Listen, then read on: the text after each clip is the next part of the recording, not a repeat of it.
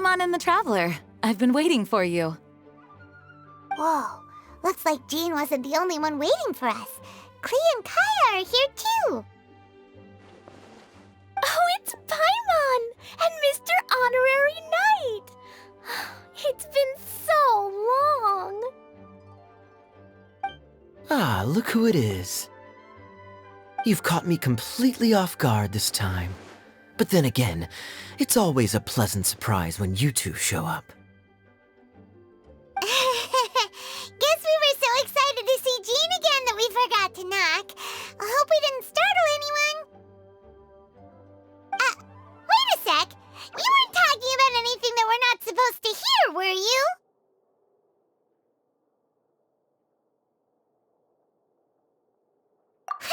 Showing your guide the way? Yeah, right.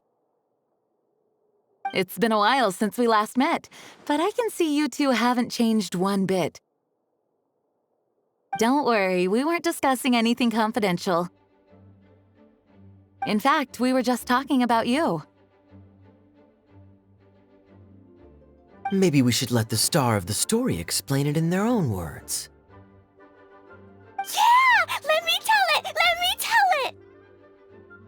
A few days ago, I was reading Todoko Tales in the solitary confinement room when all of a sudden, whoosh, a letter came flying in through the window. Flying through the window? How does a letter fly?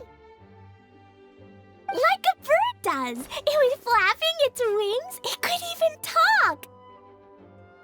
It said, well, it was a bunch of stuff I didn't understand. You couldn't understand? Then it must have been talking about how to avoid solitary confinement.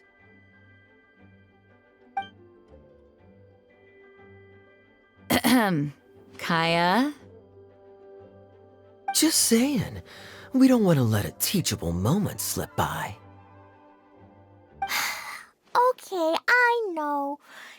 Anyway, the letter said, "Oh, Klee, are you behaving? I see you've wound up in the solitary confinement room again." Sorry about that. Mommy is busy these days and can't take you out to play. But there's good news. I have a friend who has very kindly invited you to visit her. Oh, so the letter's from Alice.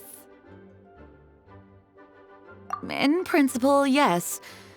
But the issue is that Alice's friend lives quite far from here.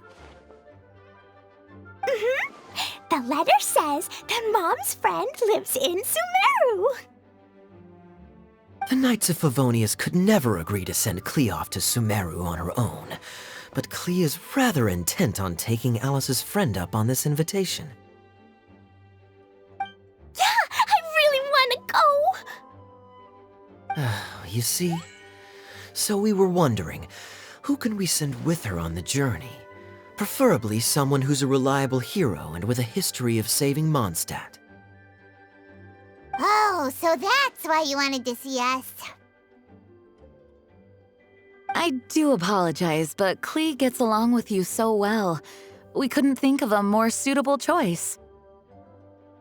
Sure, we can do that, no problem, right? Can you really, Mr. Honorary Knight? Yay! With Mr. Honorary Knight around, Klee's not afraid of anything!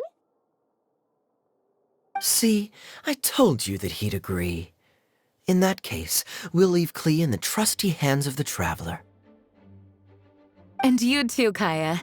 You should join them. I noticed you quietly completed that backlog of paperwork we had. You deserve the chance to unwind a little. Oh, so you noticed. Well then, I suppose I have no reason to refuse. Great! Things will go even more smoothly with Kaya around. Still, Sumeru is pretty far. It's gonna be a long journey. Don't worry, Mom's letter had a magic invite inside. Mom says we just have to all shout out where we want to go at the same time. And poof! We'll be there in the blink of an eye. Wow! Well, that'll definitely make things easier. It only works 3 times, though, so we should only use it when we really need to. 3's plenty. 1 for the way there, 1 for the way back, and 1 extra, just for good measure. Sounds very mysterious. I still think we should use it sparingly. After all, we don't know the exact location of where we'll be headed, or what dangers we may encounter on the way. Here's what I suggest. Traveler, you're well connected. I'm sure you must have friends who are familiar with Sumeru. I say we start by teleporting to one of them. It'll give us a chance to test out the magic invite, and also find ourselves a local guide. That kinda makes sense. And since it has 3 uses, there's no point letting one of them go to waste. Couldn't have put it better myself, Paimon. So, do you have a particular contact in mind? Well, we need someone who's familiar with Sumeru and can be our guide, so sounds like we need a forest ranger. And everyone knows that the best place to go looking for a forest ranger is a little place called... That's the one! Maybe we can get Tainari to help us. All right, Gandharvaville it is. Okay, I'm happy wherever we go, especially with Kaya and Mr. Honorary Knight. We should be on our way then. If you'll excuse us, Acting Grandmaster. Yes, let the wind lead. I wish you a safe journey. And Klee... I know. I'll be careful, I promise. Great! Okay, here goes nothing. Take us to... Gandharvaville! Gandharvaville. Grand Arbor Hill! Huh? No, it's not a hill! Ah, wait!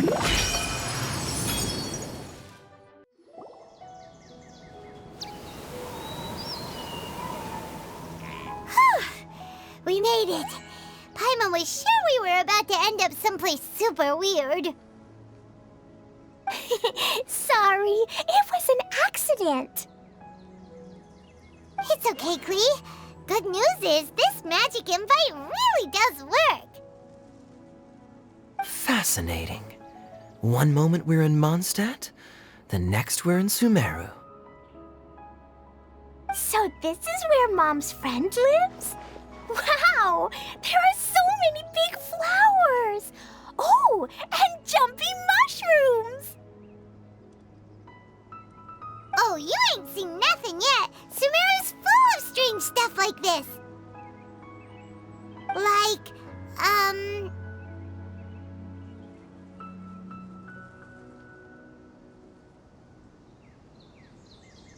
Oh, yeah. Paimon was pretty creeped out the first time we saw one of those.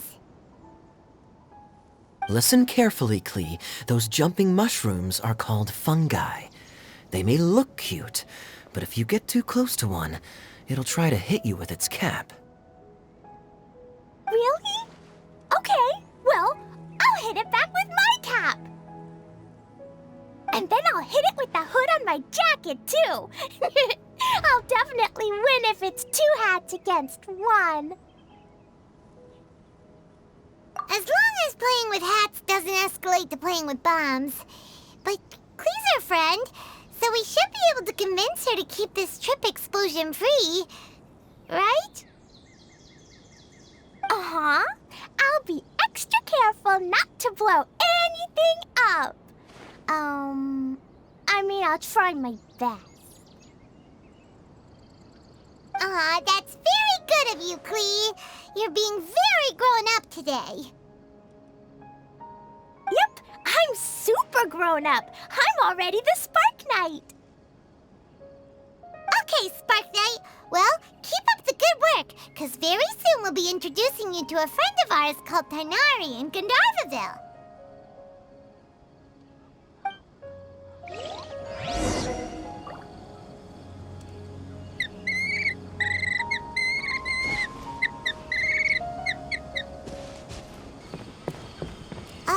Hey, look! It's Klee! Huh?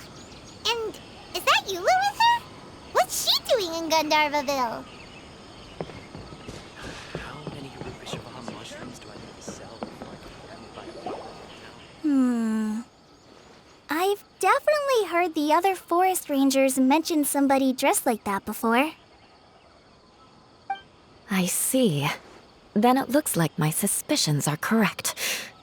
Who do we have here? Traveler and Paimon! Huh? Oh, Kaya and Klee are here too! Hi, Klee! It's been ages! Klee! Eula! What are you two doing here? Well, that question's really more for Eula. What a coincidence. I didn't expect to run into a fellow Favonian captain this far from Mondstadt. How's the vacation going? Seriously? Bring the whole crew, why don't you? Is it just Paimon, or does Eula not look particularly thrilled right now? Oh, cool! Great idea! Let's go! If you're trying to accommodate me, there must be some misunderstanding. I'm fine. There's nothing embarrassing about running into colleagues in the wild. But earlier you were... Great. Well, I'm sure there's a fascinating reason behind why you're all the way out here in Sumeru. Do share it with us.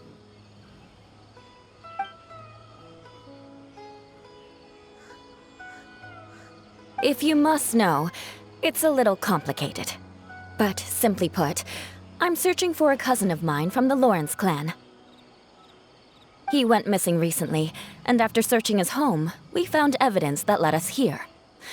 He appears to believe that somewhere in Sumeru lies the key to restoring our clan to its former glory. He came all the way to Sumeru for that? What was he going to do, enroll at the academia? I doubt he came here to learn. He's much too old to start getting a basic education now, and from what I know of him, I doubt he has any interest in intellectual pursuits. All he cares about is restoring his clan's honor. Nothing wrong with that idea in principle, but I'm not certain how fanatical he is about it. So, there's no knowing what lengths he might go to. As a knight and a member of the Lawrence clan, it's my duty to make sure he doesn't bring harm to others. Oh-ho! If this is true, then your cousin is quite a man of action. Traveling alone to Sumeru from Mondstadt is no mean feat. Nor is daring to make me personally concerned about his safety. He has no idea what's coming to him. You know, underneath it all, Paimon thinks Eula's a really caring person. Yeah, she's the best! She brought me some moon pie last time. He is family, after all. Anyway, I will make sure to find him and escort him safely back to Mondstadt.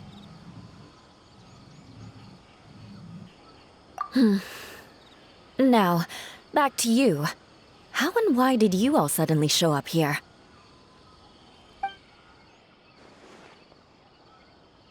I'm afraid that could be tricky. Master Tighnari is still at Pardis the Eye delivering his lectures. He isn't due back for a while. But I think I'll be able to help out. The description in the invitation letter is vague, but I'm pretty sure it's hinting at somewhere in the desert. The desert? Does that mean Mom's friend is from the desert? I guess I'll call her Auntie Desert for now. I remember Mahamatra Sino once told me a strange rumor about that part of the desert. They say there's a secret domain there that can make all of your wishes come true. Wait. He said I should just call him Sino. I keep forgetting that. A domain that makes people's wishes come true. Wow. So is it true? Does it really exist? I probably would have believed it a few years ago. But now that I'm a little older and wiser, I think it makes sense to be more skeptical about things like this. This explains a lot.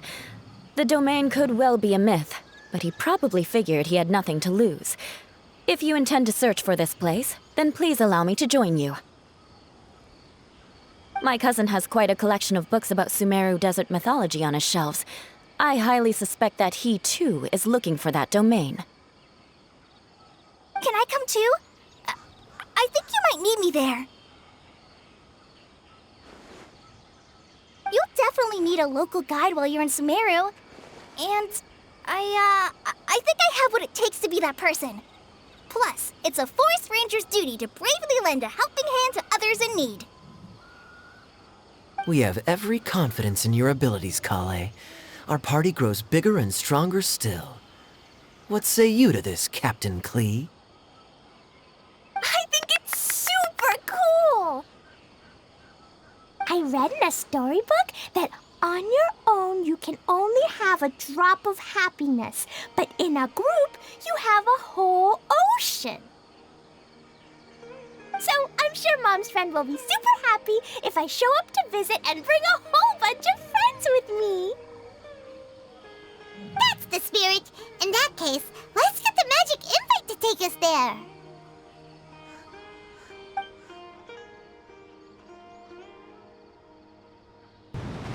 Whoa! This desert is huge!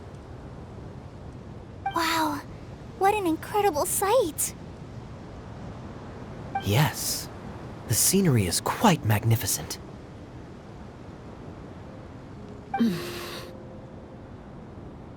Are you okay, Eula? You don't look so good. I'm fine. Just taking a moment to acclimatize. The air here is much drier than in Mondstadt. This area doesn't look very habitable, and I don't see a domain entrance nearby either. Oh no. I didn't pronounce the destination wrong. Did I? I mean, I don't think I did. Nope, you got it right. It definitely wasn't your fault. I said Gandharvaville wrong earlier, but we still ended up in the right place. Klee's right. We're in the right place. There's no doubt about that. Phew. Maybe the entrance is hidden under a sand dune. Who knows? We'll just have to start by looking around.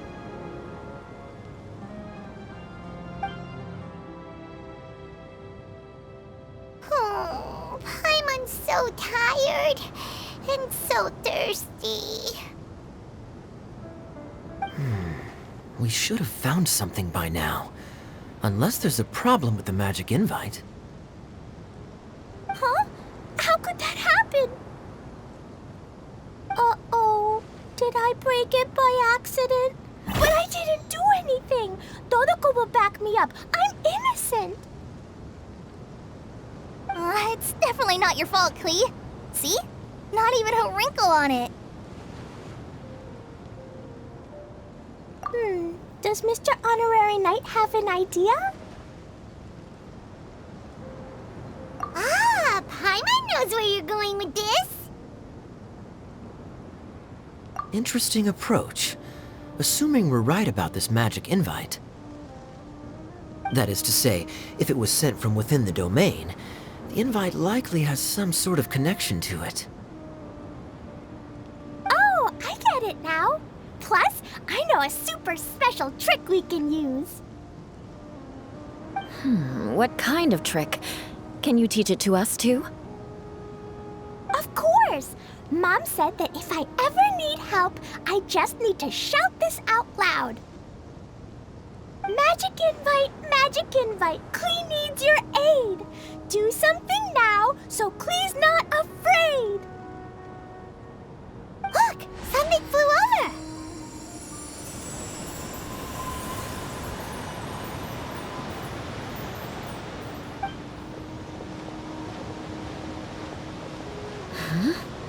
It looks like a bottle.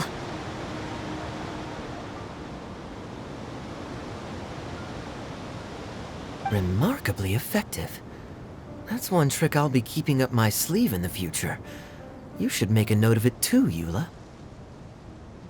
Absolutely not. It's not my style. I suppose bottles are pretty common in Sumerian mythology. So, is this supposed to be the entrance to the domain? A domain? In a bottle? Huh. Well, if there's one thing we learned in Liyue, it's never judge a domain by its cover. Guess there's one way to find out if this really is the way in. Come on, reach out with your hand.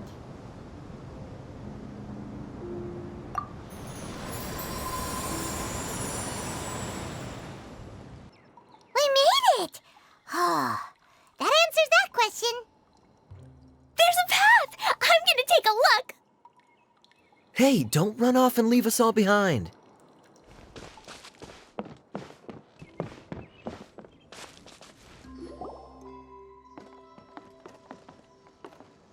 Look! There's a huge garden here! Incredible. It looked so small from the outside. Everyone, I suggest that we stop here for a moment. We should take stock of our surroundings before deciding on our next course of action. Since we're in a bottle, has anyone heard the story of the magic bottle? Oh, you mean the one about King Deshret and the genie in a bottle? I've read it before, but I struggled with some of the vocabulary. What's the story about, Kaya? Mom told me a story once about a group of adventurers who went to Bottle Land. But I don't think there was a magic bottle in that one. Don't worry, Klee. I can tell you all about the story of the magic bottle.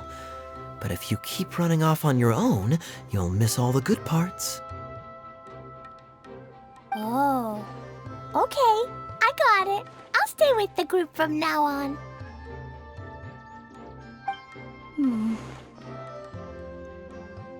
You sense it too, don't you, Klee? Something's not quite right. Yeah, the scenery here is beautiful, but it's too quiet. And there's no sign of Klee's Auntie Desert here anywhere. Maybe Auntie Desert lives way further down inside. This place is super big, just like Fischl's Immer Nachtreich. We still have a long way to go. Guess we won't know until we get there. Let's keep going. Hopefully we'll meet her soon.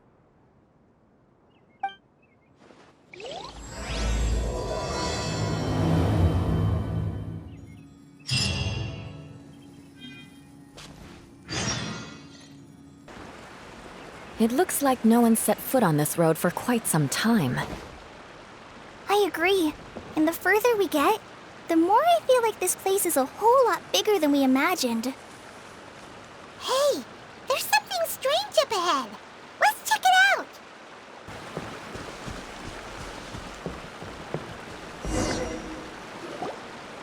Wow, it's a big ball of water. I wonder what it feels like. Can I touch it? It's so big that we could probably pass straight through it.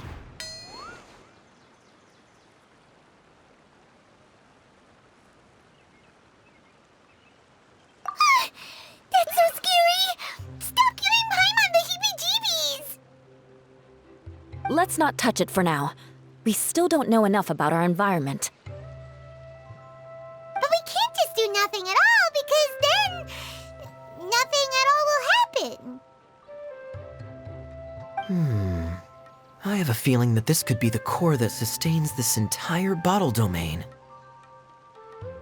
In which case, the moment we touch it, this place will instantly revert to its original size, with all of us still inside. Yikes! Okay. Paimon won't touch it. Jeez. Kaya, are we really gonna get squished inside a bottle? Of course not, Klee. I'm sure the real core of this domain is hidden away in a very safe place. Somewhere like... over there, for example. I was so nervous that I didn't notice that big wheel at all.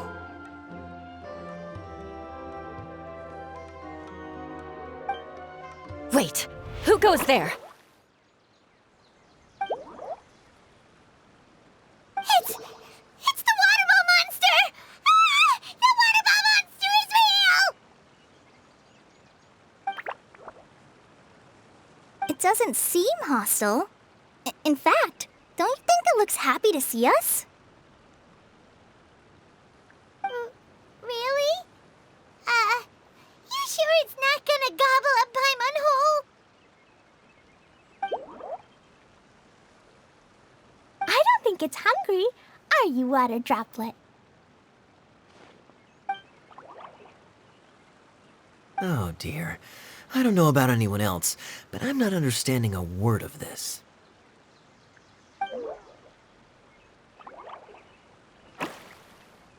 Wait! Don't go! Wait for us!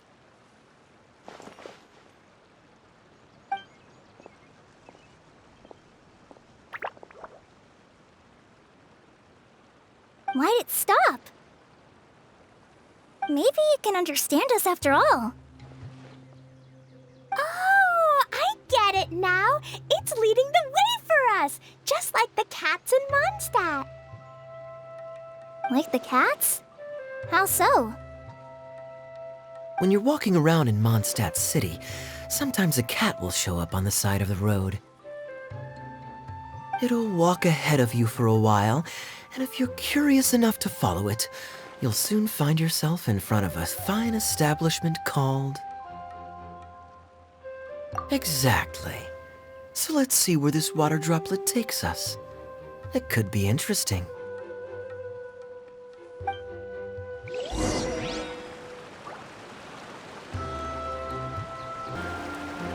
It went this way, right? Oh, hope we haven't lost it. Did the water droplet go into that cave?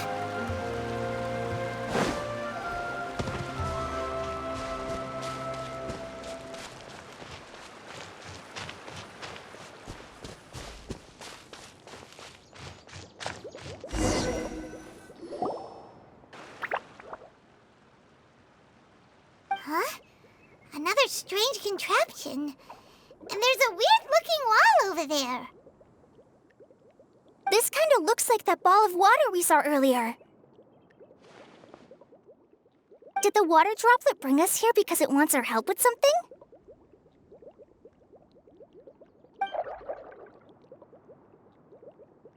What? Your friend is trapped in the wall? Don't be sad, water droplet. We're here now. We'll save your friend. You bet. But how are we gonna save them? Do we have to break down this wall somehow?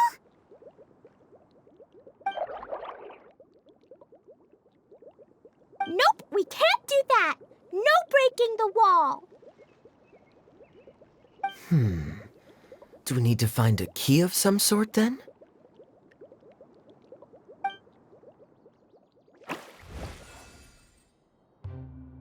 Oh no! Where'd it go? Look, the device has lit up. And it's projecting images onto the wall.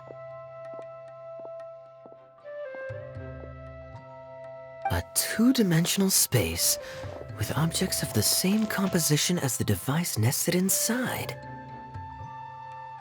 Yep, what Kaya said, and that's where its friend is. But how exactly do we enter the image on the wall? Maybe we just copy what the water droplet did?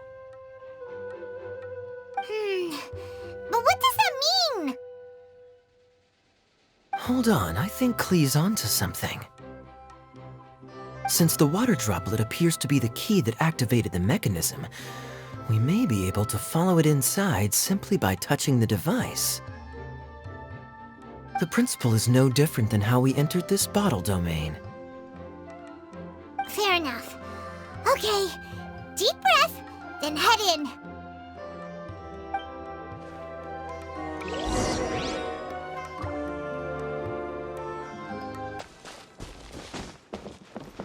Aha! The box on the wall moved too!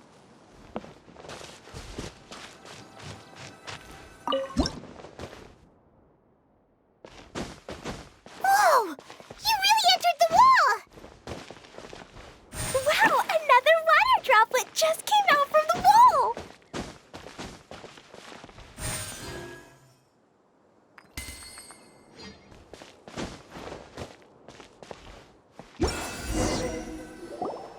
It was flat as a pancake in there, but as soon as it came out, it turned all plump and round. Guess it makes sense that the water droplet's friend is also a water droplet. Aw, and they both do the same thing to show they're happy. Water droplet number 2 ran off. It's saying thank you, Mr. Honorary Knight. That was a huge help. Traveler, how do you feel after entering that two-dimensional space? Any physical side effects?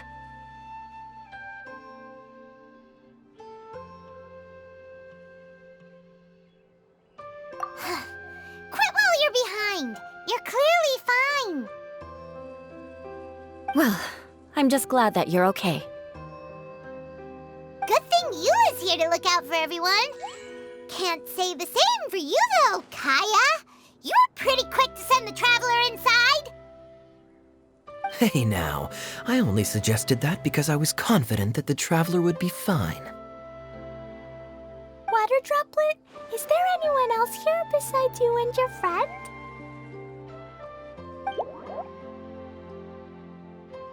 Yep, you know, anyone who looks like me or my friends.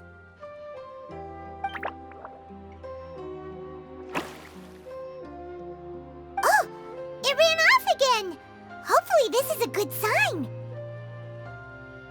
Amazing. Come on, let's follow it.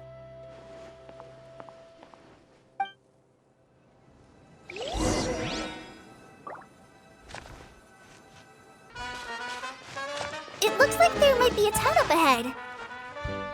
Huh. Maybe more people live in this domain than we thought. And maybe that's where Auntie Desert lives.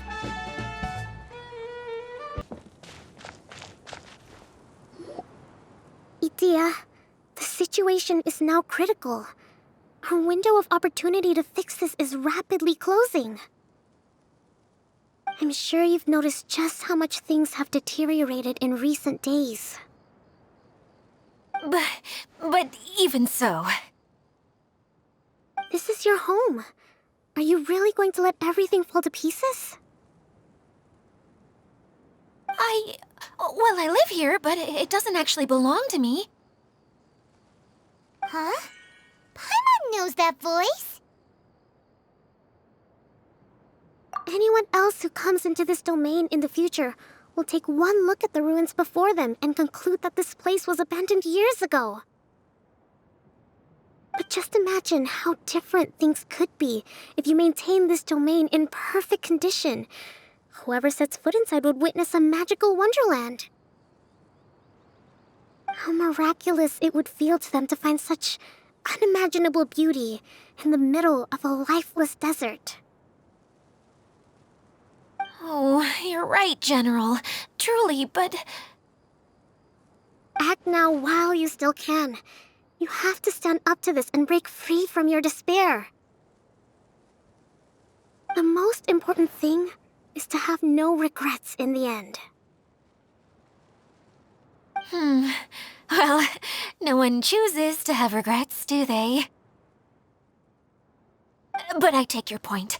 I'll try my best to stop running away.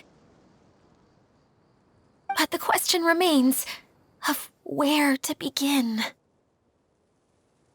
Paimon's figured out who it is! Is it Mr. Honorary Knight's friend from a faraway land? A divine priestess? What's that? Is it a kind of mage?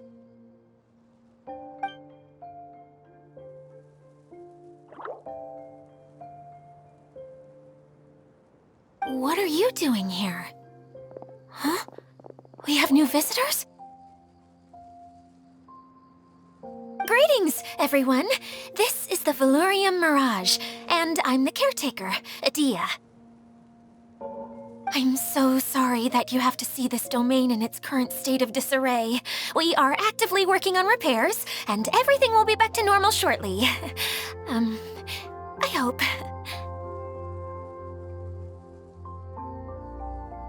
Greetings, everyone. I guess I should introduce myself too. It's all right. Just leave the introductions to me. I kinda wanted to say hello in my own way. But no harm done. I guess I'll let her do the honors. This lady is a visitor to the domain, just like yourselves. She is a formidable military general.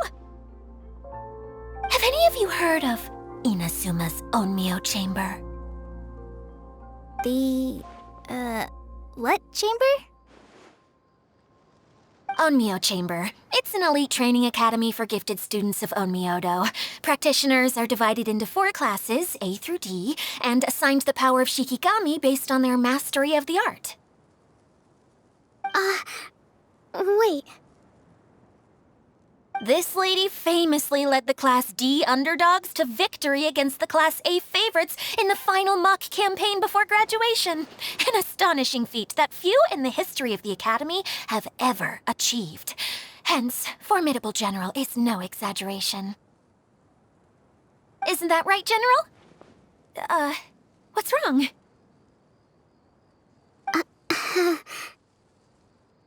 Huh? Wait, so the favorites were beaten by the classy underdogs? Paimon's not completely following.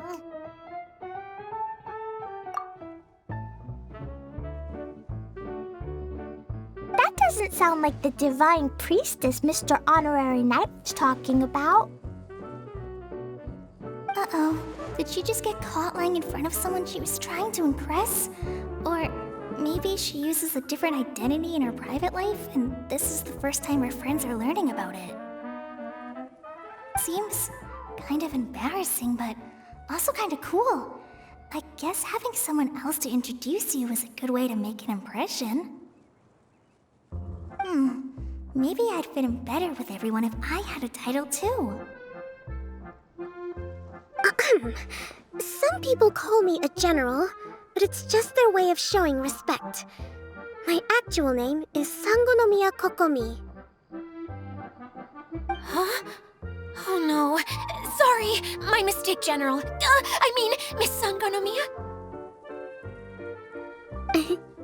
Call me whatever you like, Idyia.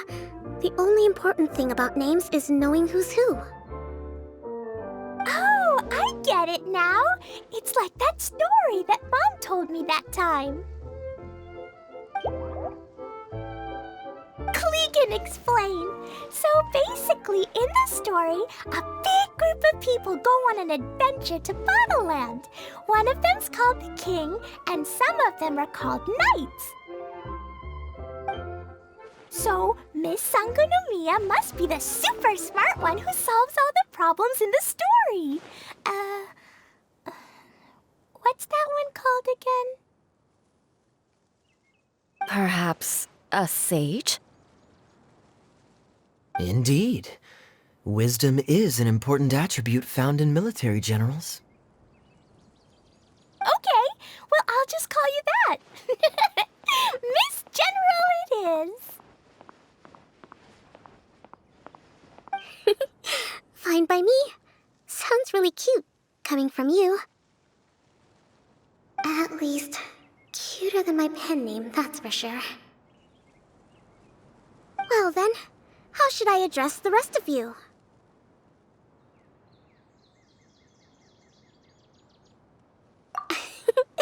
How could I ever forget you? But what about these esteemed ladies and gentlemen accompanying you? I'd be delighted if you could introduce me to them too. Wait, Klee wants a title too. Okay, got it. Klee wants to be a mage, the kind that flies around everywhere. Da-da-da! Whoosh! Kaya can be the master thief. Mr. Honorary Knight can be, the knight. And Paimon will be the fairy who follows the knight everywhere. Master Thief, huh? I did like playing pirates as a child, so I suppose this is an apt role for me. And I must admit, the master part is a nice touch.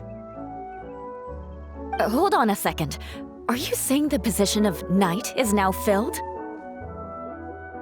Yula can be the sword master who can cut through anything and also gets to wear a super sparkly cape.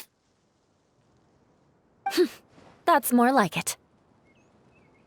And Kale can be, the healer.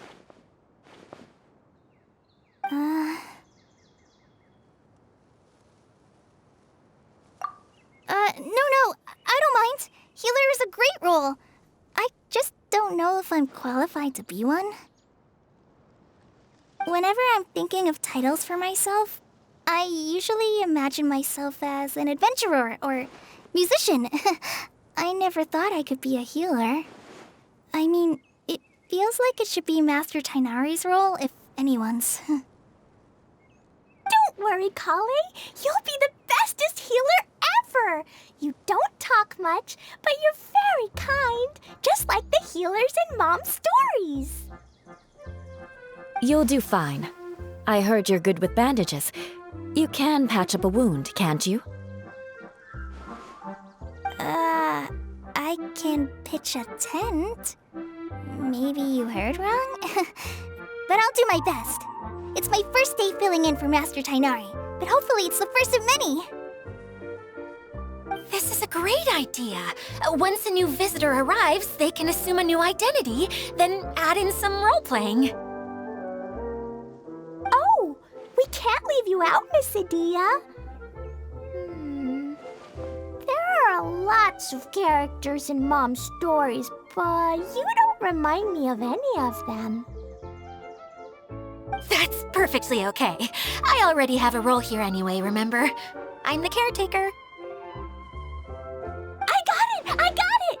This wasn't in any of the stories, but you can be the mascot. Mascot? Klee, maybe you could think up an even better role for Miss Idyia. A mascot, you say? Isn't that a character that doesn't have to actually do anything and sits around letting everyone else do all the important work? Incredible.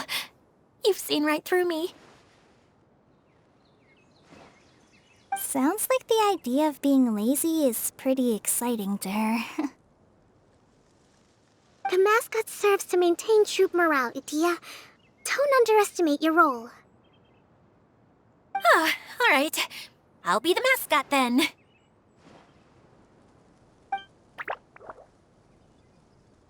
That's right.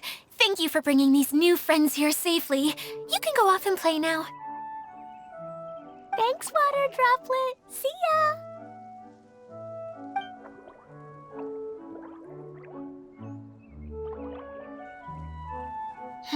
Water Droplet?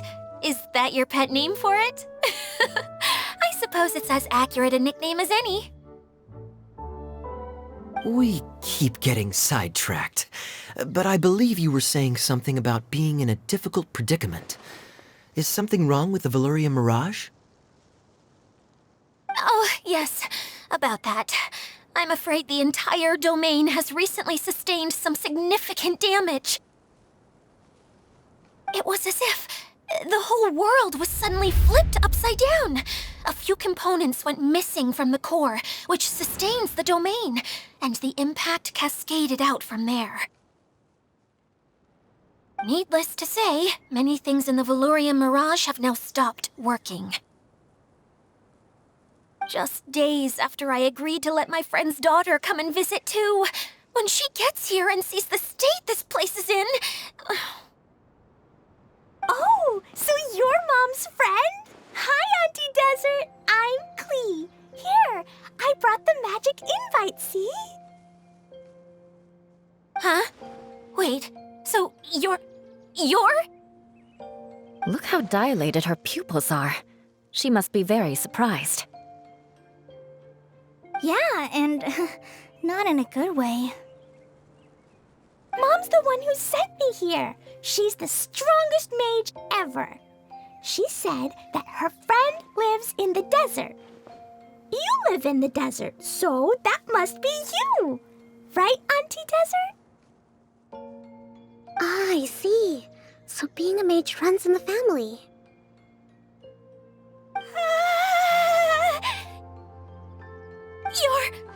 You're Alice's daughter? Oh, I just want the ground to swallow me up right now. Wait, that's it. I'll hide myself away in the core of the domain. Hide there until this all blows over. See you all in 100 years. Idyia's really going through it. She's like a shriveled little forest fungus, hanging its head in shame. Klee? That's a harsh analogy. Where'd all that come from? Don't worry, Auntie Desert. Klee's here to help you. And all my friends will help too. Just take a deep breath, and then another deep breath, and all your worries will fly away. Yeah, don't you worry. Sir Fix-a-Lot over here has a good track record with this kind of thing. Well, I'm useless. But it looks like that won't matter with all you capable people around. Fantastic. Don't put yourself down, Idyia. You're great too. Thanks for your encouragement. Anyway, for the time being, please talk amongst yourselves. That'll give me some time to think things through and maybe make a start on, delegating.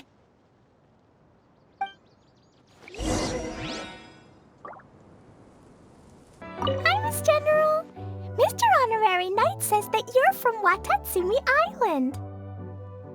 What's it like there? There must be loads of fish, right? Wait! You look kinda like a mermaid. Are there fish in your family? Oh, sorry to disappoint you, Miss Mage, but I'm just an ordinary human. I have lots of great stories about Watatsumi Island, though. Come on, let's enjoy the scenery while I tell you all about it. Feeling nervous, Klee? Well, it's your first time as a guide, after all. Oh, no, not at all. I'm just, still settling into the role. So I was thinking about how to talk more like Master Tighnari. Well, the easiest way to imitate someone is to start with their most common turns of phrase. Oh, okay. In that case, put that mushroom down. Now, it's highly poisonous. There you go. With just a few simple words, you've captured your master's personality perfectly. Anyway, what about your role? Don't you mind being the master thief? It doesn't sound like you're one of the good guys. Maybe not. Until you factor in that I only steal from the enemy. I think that's enough to make me one of the good guys. Don't you? Oh! Fair point, fair point.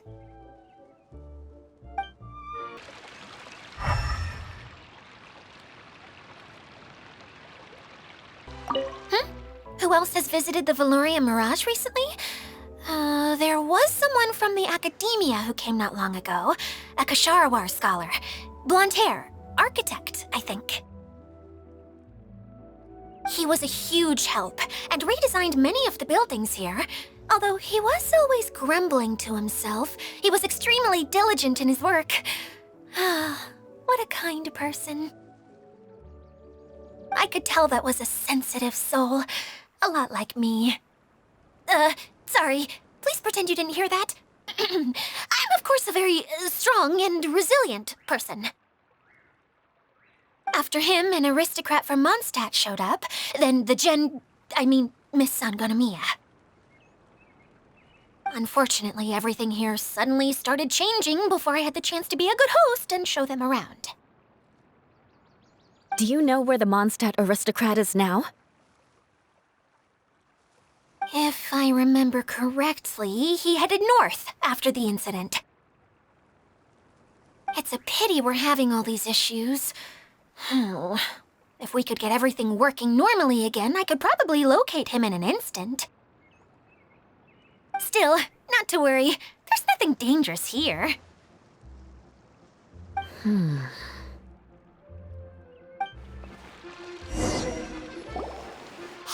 Idyia! You got an update for us? We've all caught up with each other. Very well. Then please allow me, Idyia, your mascot, to explain exactly what's happened here.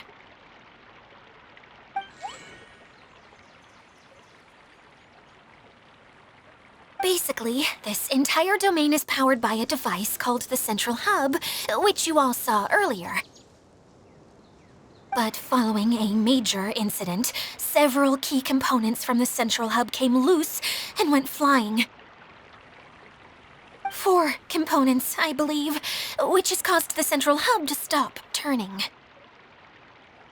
Oh, so that thing's supposed to spin? Yes, it definitely shouldn't be frozen still like it is now. At least, that's not how it was when I first got here. Oh, I've done such a terrible job of taking care of it. It's so embarrassing. Hey, everything's gonna be okay. So, we need to fix the big wheel up there. And to do that, we need to find the missing parts. Right. I do know where one of the parts is. It landed not too far away. But the rest all landed in different areas. I'm afraid you'll have to go and look for those. Now, as the caretaker and your mascot, I shall announce your respective adventure duties. You can just be yourself if you want. No need to force the whole role-playing thing. Oh, I see. Okay, so I was thinking that maybe Swordmaster Eula and Healer Klee could investigate the northern zone, if that's okay? Fine by me. I was going to be looking for my cousin there anyway. I'll be your backup, Eula. I know you usually team up with Amber, so I'll try my best to fill her shoes. Oh? Well, this'll be fun. Let's see if a forest ranger can outperform an outrider. Master Thief Kaya and Mage Klee, if you could earmark some time in your busy schedules to search the West Zone. Earmark? What does that mean? It just means we mustn't forget to do it. Don't worry. We can handle that. Finally, we have our General, Miss Sangonomiya, and our Knight, the Traveler. If there's no objections, please come with me to retrieve the first component.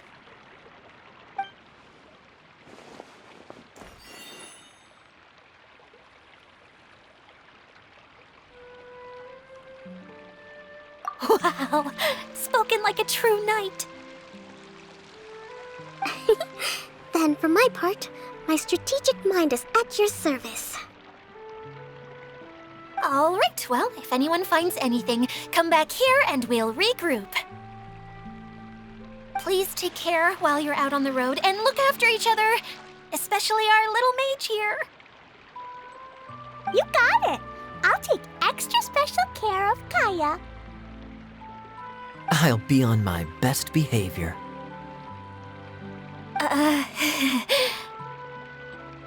Okay, we'll leave it there for now. You two, please follow me. I remember seeing it just behind the central hub. So, how come you didn't bring it back when you first saw it? I'd have been more than happy to, if this one component was enough to fix the whole domain. But with 3 other components to find, I suddenly felt overwhelmed by how much work needed doing. Paimon kinda gets that. Taking the first step is always the hardest part.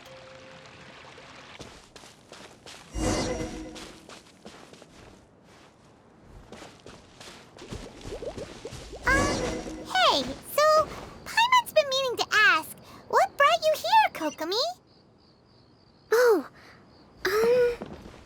well, things have quieted down in Watatsumi Island for now. So I thought I'd take the chance to get out and see more of the world.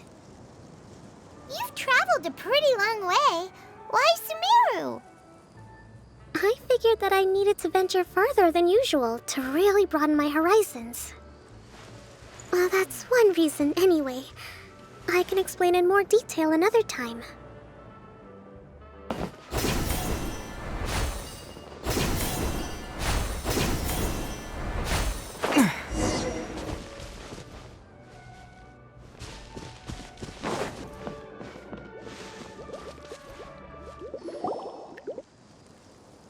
Okay, this is the spot. Now, I'm sure you're both wondering, but where's the component? There's nothing here. Oh, where could it be? Oh, it's that lamp thingy, right? Water Droplet showed us how that works already. Yes, that's the one.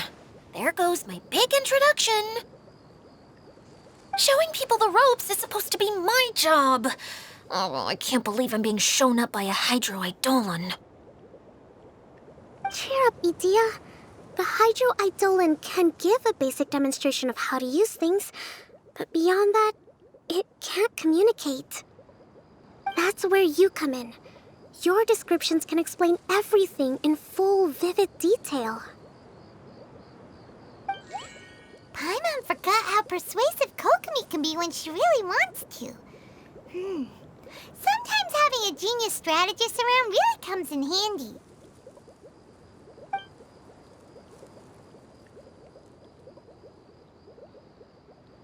Oh, well, if you put it that way. Well then, just pretend like you've never seen it before, and I'll tell you all about it.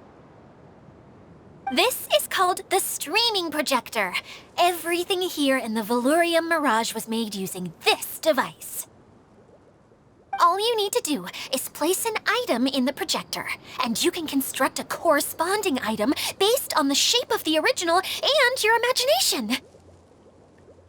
At least, I think that's what it used to do.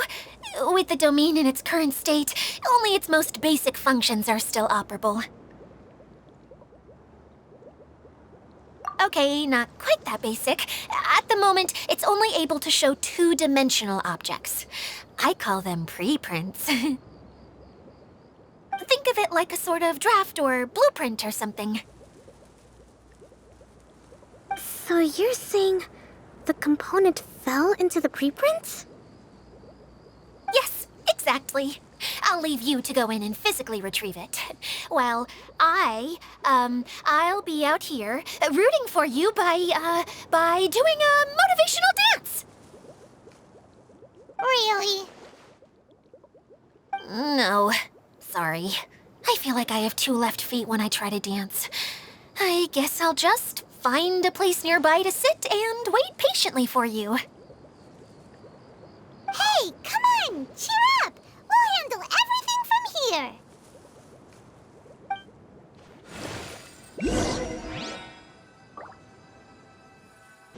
All you need to do is touch the streaming projector, and you'll enter the world of preprints. Oh, don't worry. It's not dangerous.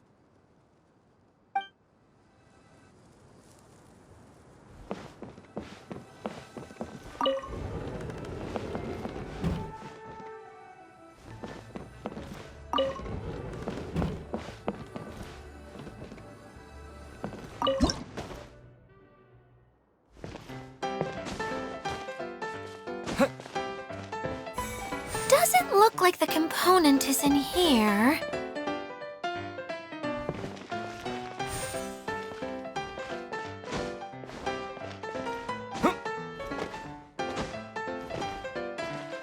Yes, that's the one! Now you just need to bring it back out. What is this thing anyway? Some kind of gear?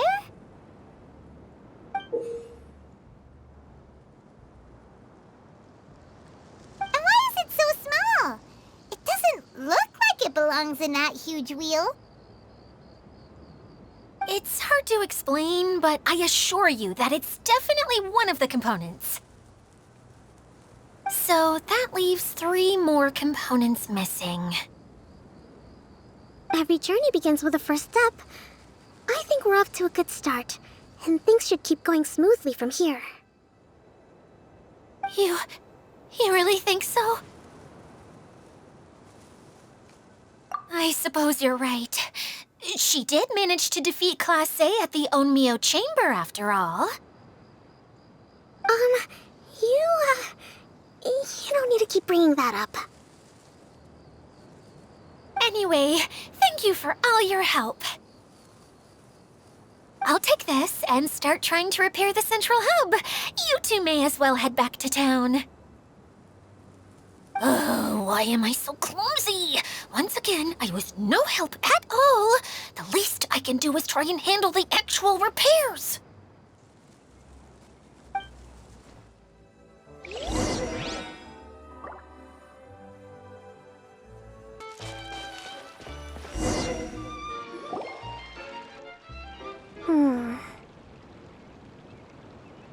What's wrong, Kokomi?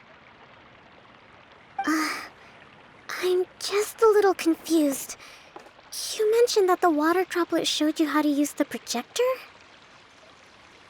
Can you tell me a little bit more about that? I'm so curious to know what happened.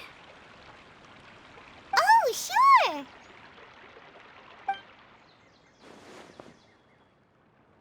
I see. Hey, look! The wheel is spinning now! Oh, and now it's stopped again! Well, that didn't last long. It also wasn't spinning at the right speed. Before the incident, it spun much faster than that. Oh, so you saw it back when it was still working? Yes, I arrived here a little earlier than the rest of you. But the incident took place not long after I entered. Like Idyia said, it felt like the world was flipped upside down. Well, I don't know how else to describe it. And I certainly don't want to experience it again. No, it's no use. Seems it won't run until all the missing components are returned. For a moment there, when it started turning, I got excited. I thought that maybe the hub can work just fine without the other 3. Wishful thinking is only going to lead to disappointment, Idyia. Let's stick to the plan. We'll get there. Hey, Mr. Honorary Knight and Miss General are here. Oh, and our mascot. You beat us! I was sure we were gonna be the first ones back. Hey, how'd it go?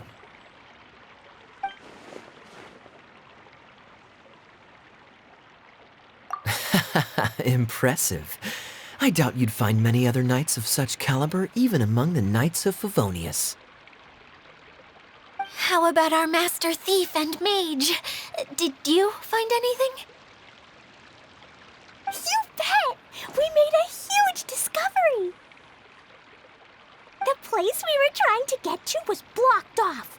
We couldn't see anything past it, and there was no way around. But then, just now, a huge canyon appeared out of nowhere, so we hurried back here. It appeared just now?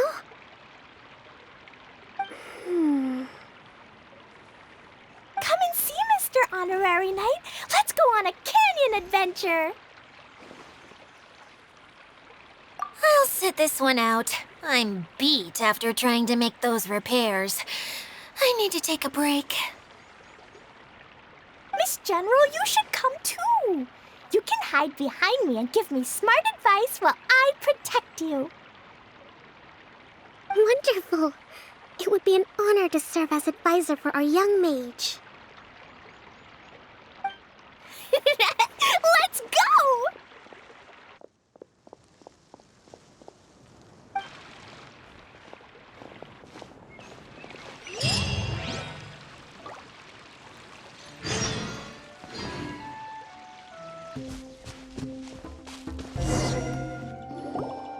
Here it is! Here it is! See? This canyon wasn't here before. Just before the canyon appeared, I heard a faint sound, like something mechanical turning. Ka-chuck, ka-chuck, ka-chuck. Could it have been the central hub? That would mean this canyon appeared after it started spinning. Hey, you, oh. New guys, huh? Oh, hey! Paimon didn't realize anyone else besides Idyia lived here. You actually saw her? She's barely shown her face since everything started falling apart here. Excuse me for asking, but who are you? Oh, right. I didn't introduce myself. I'm Ferdinand. Me and my brothers look after this whole zone. Well, we used to, until this whole domain was, like, flipped upside down, or whatever. The method we were using to make the carts and tracks stopped working after that. Idyia is working on repairing the domain. We were just with her before coming here. Really? Huh. I assume that she'd be curled up in a fetal position somewhere, hoping all her problems will magically disappear on their own. Good for her. Anyway, I checked all the stations around the whole circuit. They've all conked out. Conked out? How? Would you mind elaborating a little for us? But aren't you just travelers who stumbled upon this place by accident? Nuh-uh! I'm Mage Klee, Idyia's helper. A mage? You? Allow me to explain.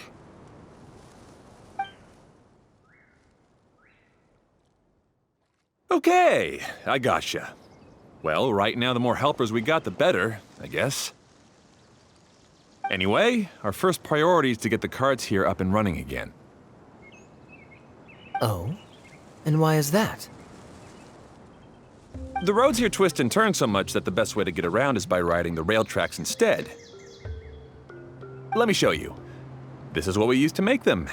Did Idyia bring you up to speed on these things? Yep. Basically, we need something that we can put inside that'll make a cart for us. Like what? Can it be anything as long as it looks like a cart? Yeah, you could put it that way. But one other thing is that it has to be compatible with the tracks. So, something like a sedan chair, maybe? But I'm not sure we have all the materials required to build one of those. How about you, Traveler? Any ideas?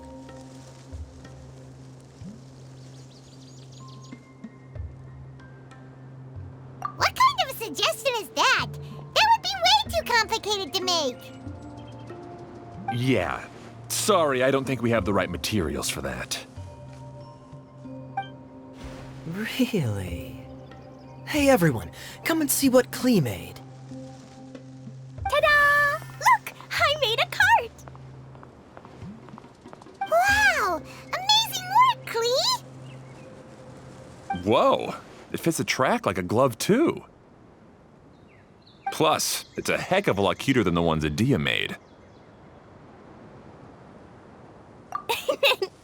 I just wanted to give it a try. Then suddenly, boom! There it was! Paimon's gotta ask, what exactly did you make your cart from, Klee?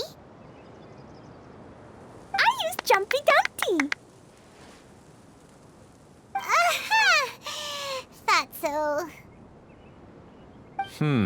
Is there a problem or something?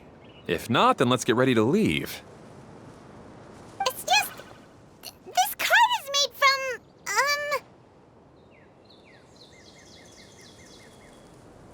It's a bomb or something, isn't it?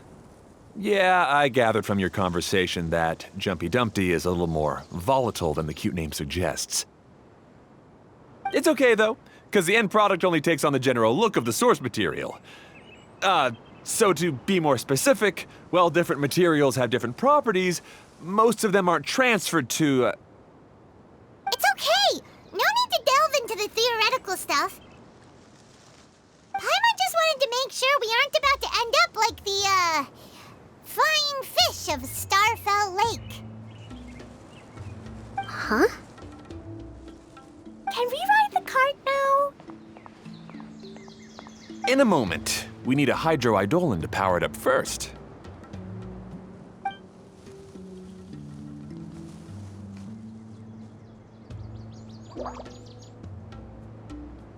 Okay, she's ready to roll.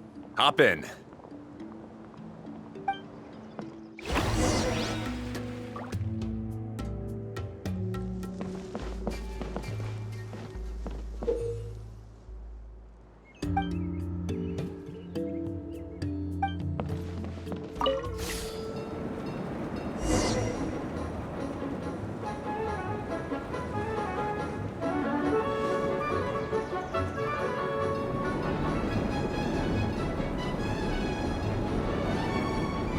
Whoa! This cart is fast! Chugga chugga chugga chugga woo woo! Yeah! I'm gonna call it the choo-choo cart!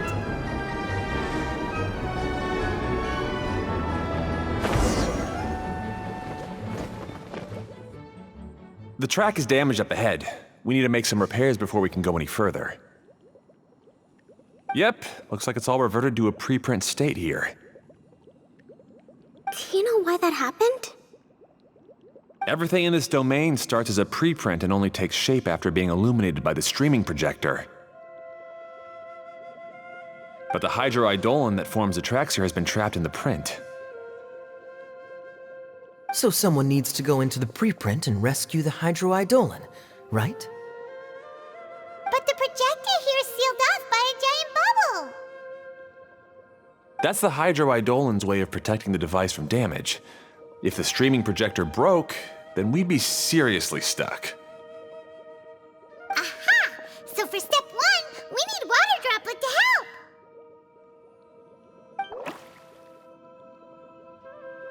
Aw, it seems to really like that name!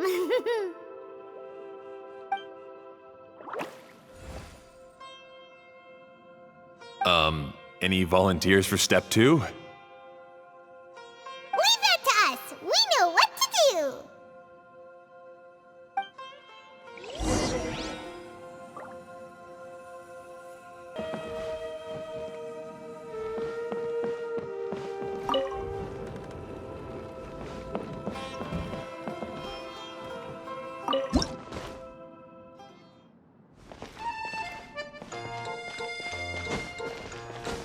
Ah, so the hydroidolin was locked up in that chest. Aw, it's completely empty! Yay! We saved 2 water droplets now!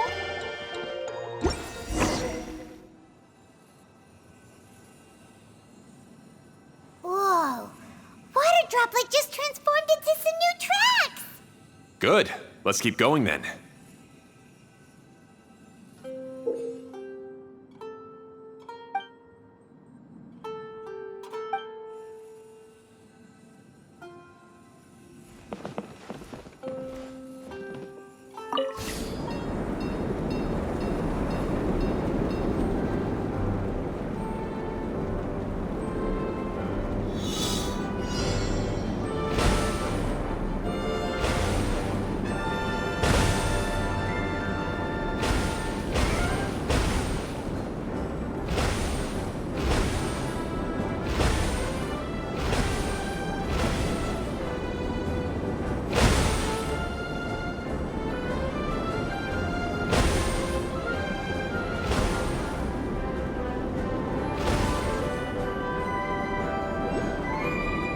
Hey, Ferdinand!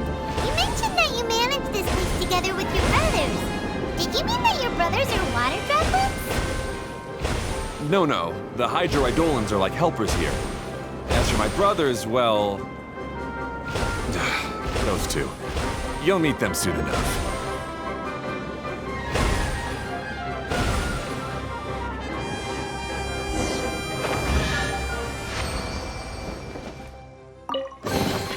I'll keep this close.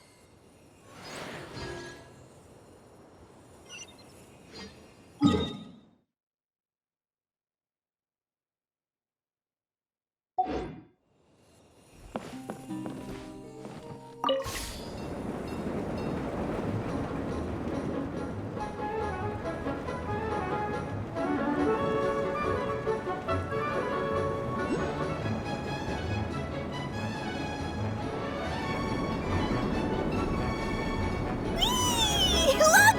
Klee can fly just like Paimon now! This is way more exciting than how Paimon usually flies.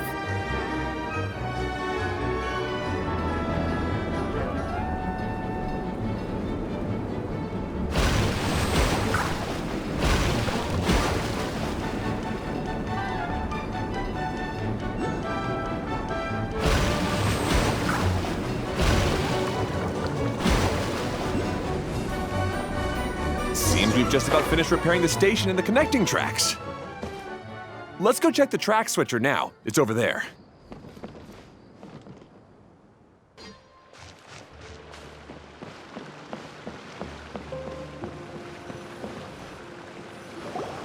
Oh! There's another spinny thing here! It's so big! But, not as big as the one we saw in the middle of this place. That one was huge. I bet it's something super important. I remember what Kaya said earlier. Very good, Klee. You're using what you saw earlier to make observations, like a real adventurer. It appears to be a system that rotates to switch tracks. That's right. Originally, all you had to do was flip this switch and the junction would rotate. But it seems Jeremy still hasn't fixed it yet. He sure talks big, but when it comes to actually getting things done... Is this Jeremy you mentioned one of your brothers? Yeah. When I talked to him about repairing the tracks, I suggested we start with the station, but he said we should start at the junction. Really, it made no difference which one we started with, but he just had to turn it into a huge argument. He always treats me like I'm a fool and disagrees with anything I say. Let's see what he has to say now that I've already fixed the tracks. If you ask me, you're clearly a sharp person, Ferdinand. Yes, finally someone who can recognize that, rather than just shrugging off my ideas. Come on, let's make our way to the junction and see what he's up to. I bet he's still fretting over what to do.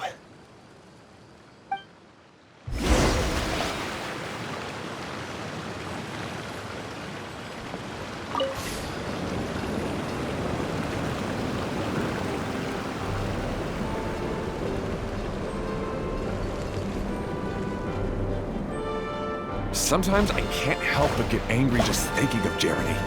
You should have seen him back in the sandstorm. I suggested we go east, and he argued that we should go west. You were in a sandstorm? What happened after that? We separated and each went our own way. Lucky for us, we stumbled across this domain. Otherwise, I'm sure we would have been buried in the sand.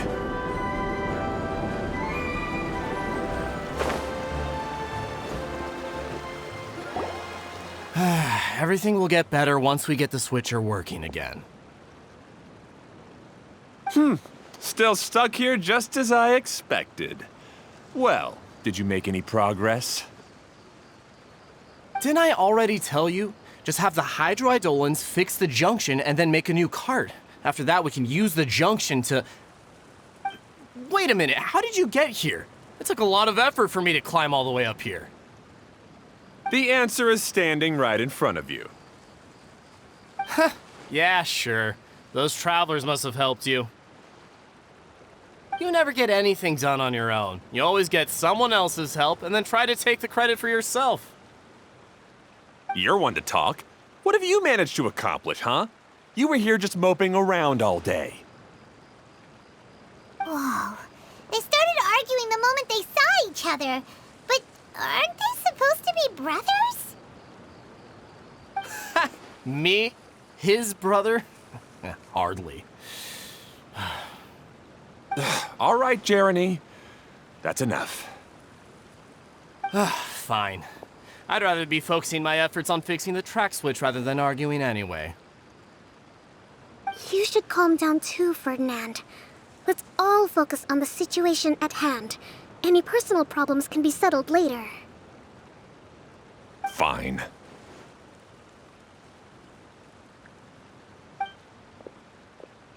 I'm sorry you had to see that. My name's Jeremy. I'm one of the people responsible for taking care of this area. I assume you're the ones who helped repair the tracks. Thank you very much. It means a lot. No need to thank us. We're just trying to help Idyia restore the domain.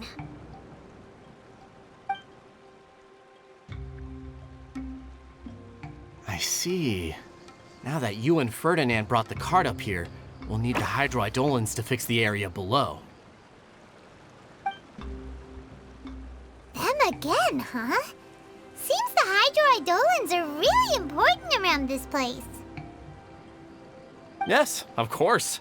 Not only do they keep the junction turning, they operate practically everything else in the domain too.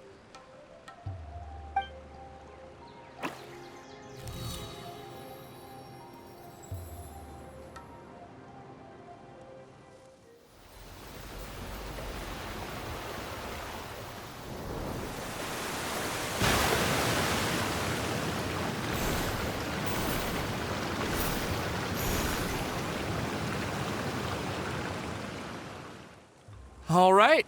Seems most of the tracks and junctions have been repaired now. Yep. So maybe it's time you give credit where credit is due, What? You think you deserve the credit? If anything, we should be thanking these travelers. You... Well, either way, you're not the one getting any credit. You're always quick to criticize my ideas and push your own, but you never actually get anything done. And what about you? Don't forget it was Hado and I who took care of the mess that one time you impulsively tried one of your brilliant ideas. Speaking of Hado, wasn't he with you? I left early this morning. I assumed he'd be with you. Seriously? Couldn't you have at least looked to see where he was before you left? Hey, come on! You didn't see him either, so what's your excuse?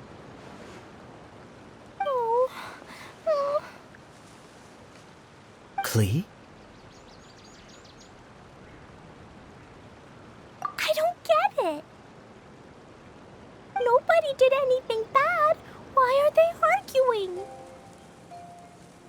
I just don't like his smug attitude, that's all. Who are you calling smug? If anything, you're the one who's making such a big fuss right now. All right, I think we've heard enough from you two. If you insist on bickering, then I'd suggest you go somewhere else. Otherwise, I'll just cool you two off myself. Fine.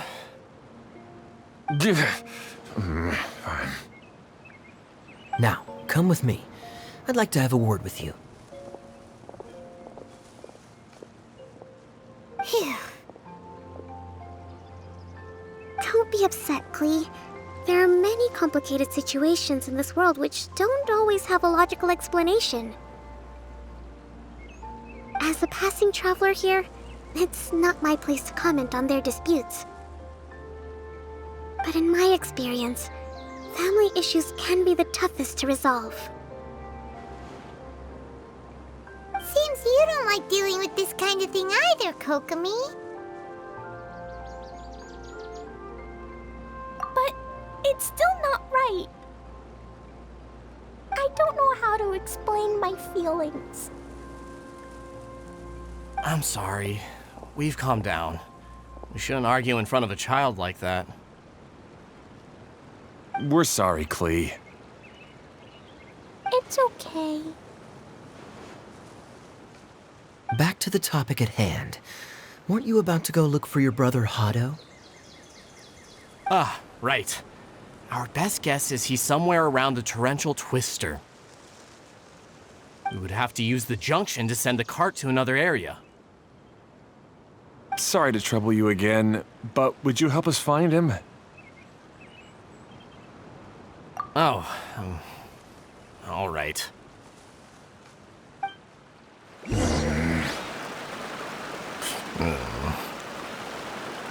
come on, you two. You're brothers after all. Can't you try to get along?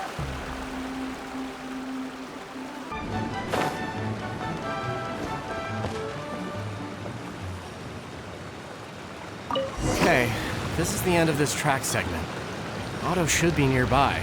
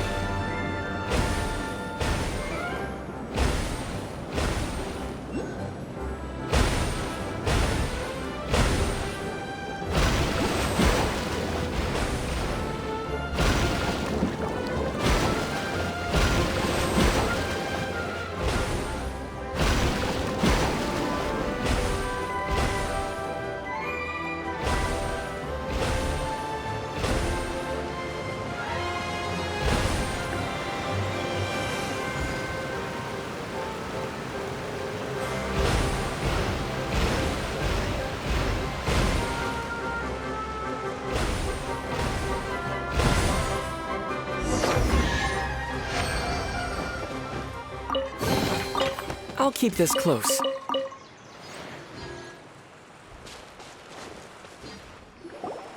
Ah, I guess you had repaired the tracks and stations as soon as I saw a cart come zipping along.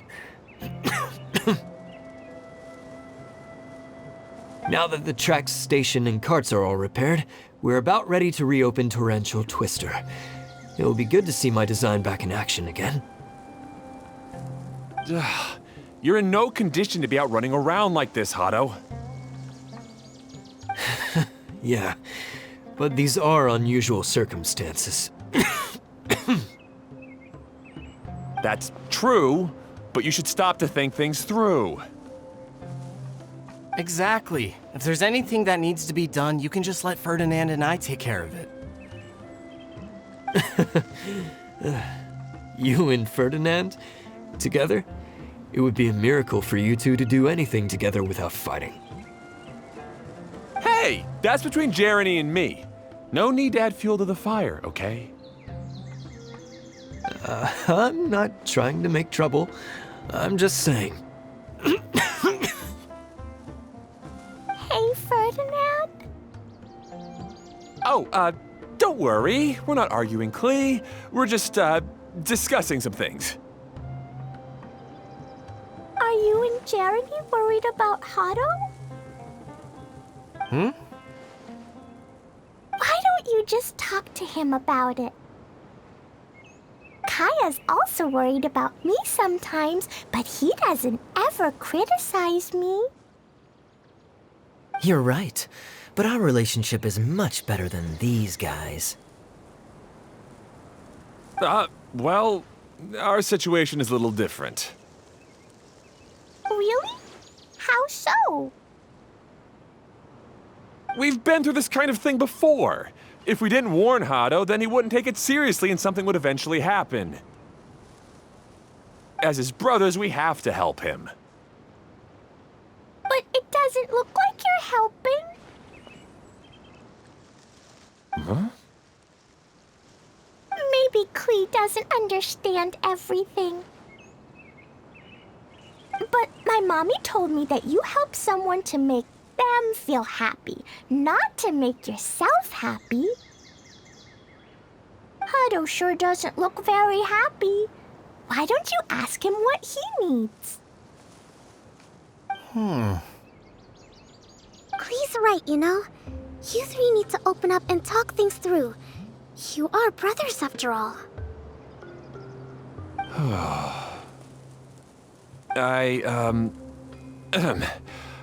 I've always cared a lot about you, Hado. Just like when we were back in the desert. You suddenly passed out and Jeremy and I started arguing. Eventually, all three of us ended up in this domain. I'm just worried that something similar could happen again. If you were to pass out and with nobody around to help you. I know, but this domain is nowhere near as dangerous as the desert. I was thinking that if I could handle these problems myself, then you two wouldn't have to argue about anything. If it weren't for my poor health and lack of energy all the time, then I wouldn't have always been such a burden on you two. No need to feel guilty, Hado. This was our choice. The three of us love adventuring. No one is a burden on anyone. Isn't that why we came up with the idea for this area? I would do the thinking, Ferdinand would use his muscle, and you would... Draw the blueprints and build tracks. It'll be a safe way to see all kinds of amazing scenery. Yes, that was the plan. See? Doesn't it feel better just to get along? Hey, what are you trying to say? You make it sound like I've only been trying to talk myself up. The choo-choo cart is great, Ferdinand. Really? You know, Klee, having the car zip along the tracks was my idea. Yeah, what an amazing idea! You're so smart! Hey, Klee, do you want to ride even more fun carts? Yay! Let's ride more! Looks like all three of them are trying to win Klee's approval now. Klee hasn't realized it yet, but her innocent, childlike nature is very powerful. It can inspire and even help heal others. Hey, everyone. Please come with me. We need to get the hydroidolin in the cart to help us.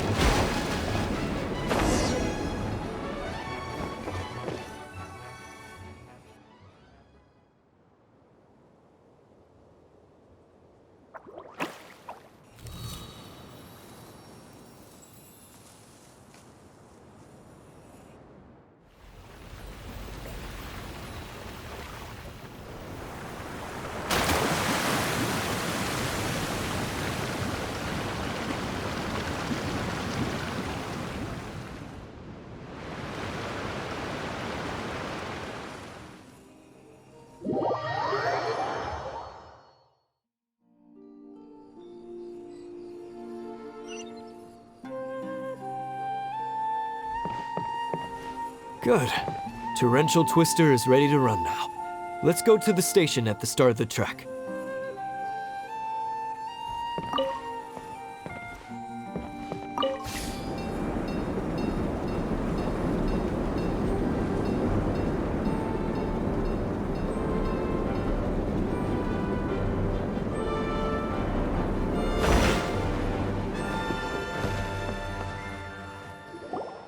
Hato and I have double-checked everything. It's all operating safely. You can go for a ride now. Hold on a sec. Before we say goodbye, I have something I'd like to give you all. It's a rock climbing rope. We used it on our adventures to climb mountains and traverse many places. Huh? But doesn't it mean a lot to you? Are you sure you want to give it to us? Yes, of course. Please take it. Thanks to Klee and everyone else's help, we realized that there's a special bond that keeps us together. Even though it's invisible, it's even more important than rope. We can always hold on to it through tough situations. Huh? I helped? Yes, Klee. You are a big help. Even bigger than that huge thing in the middle of this place? Yes, much bigger. Wow, that's huge! I'm so happy. By the way, have you ever seen anything like the choo-choo cart in the outside world? Nope. Today was the first time I rode anything like it. Is that so? I guess I'm not surprised. Seems you won't find Torrential Twister anywhere else. Be sure to come back and ride the choo-choo carts again while you still have the chance. Yep, I will. Thanks again. I have a feeling we'll get along much better now that we've learned to open up to each other. I suppose some things are simpler than they appear. The real problem all along was actually us.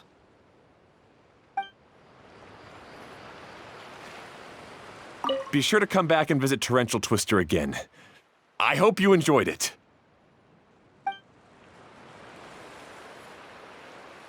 Hey, imagine if we could build our tracks all over the world. Traveling would be so much easier.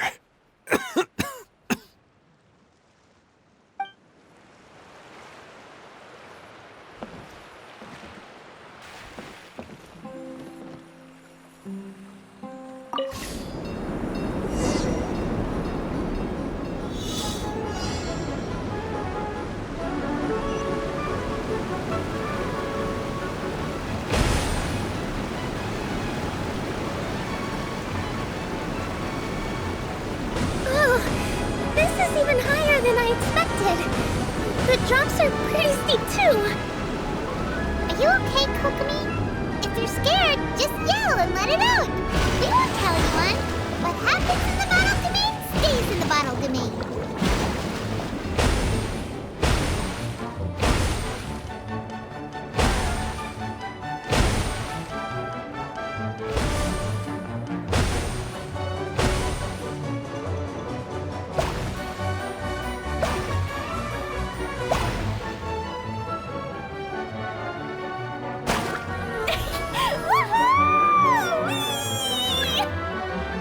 Looks like Klee's having the most fun.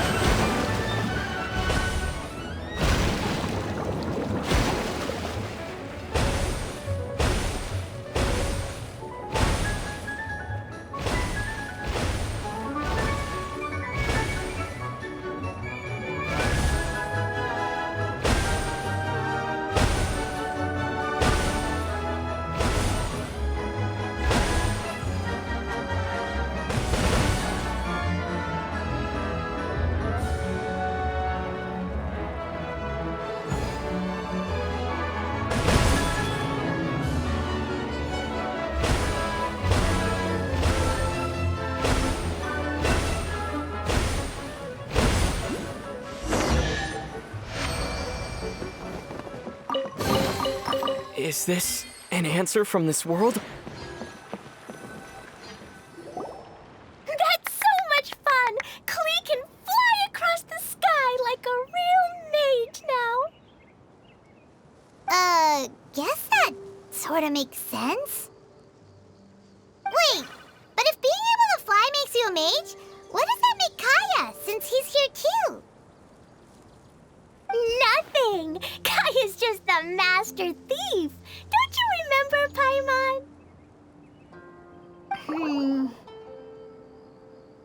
Oh, right.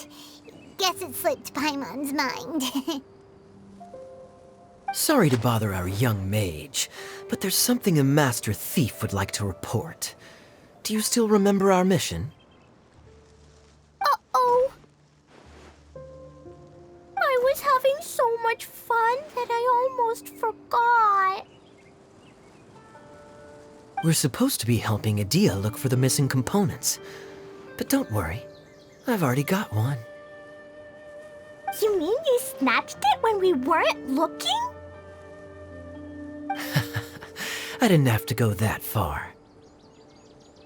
In fact, the component we were searching for was actually that orange rope. If anything, you could say it came right into our hands at the right time. Let's head back and give it to Idyia. Aw, do we really have to go? Okay. Even though I want to keep playing, I know Idyia is really important. That's our wise mage. Don't worry. Tonight, you'll be able to see stars in the water and watch fish dance in the sky. Seems Kokomi's out of it after that ride. Her face is completely blank and her lip was trembling while she was speaking. Maybe we should have a rest for a while. I thought I was keeping my composure pretty well.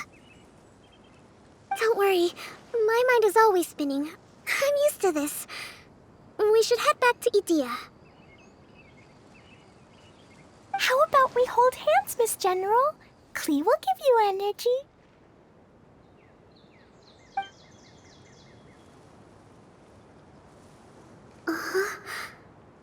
After holding Klee's hand, the stars in the sky and the fish in the water have all disappeared. I must have been seeing things from riding the cart. What are you smiling about, Kokomi? Oh. Nothing. Nothing at all.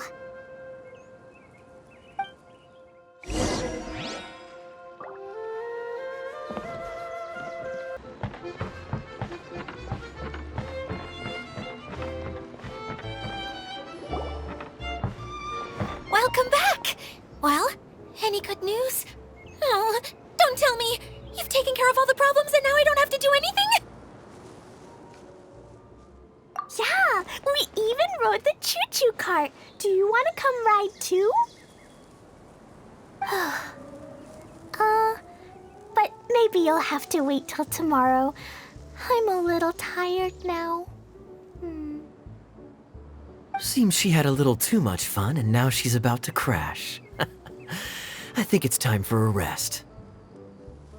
Good idea. I think we could all use some downtime. Thanks for giving me some energy, Klee. Then we'll see you later.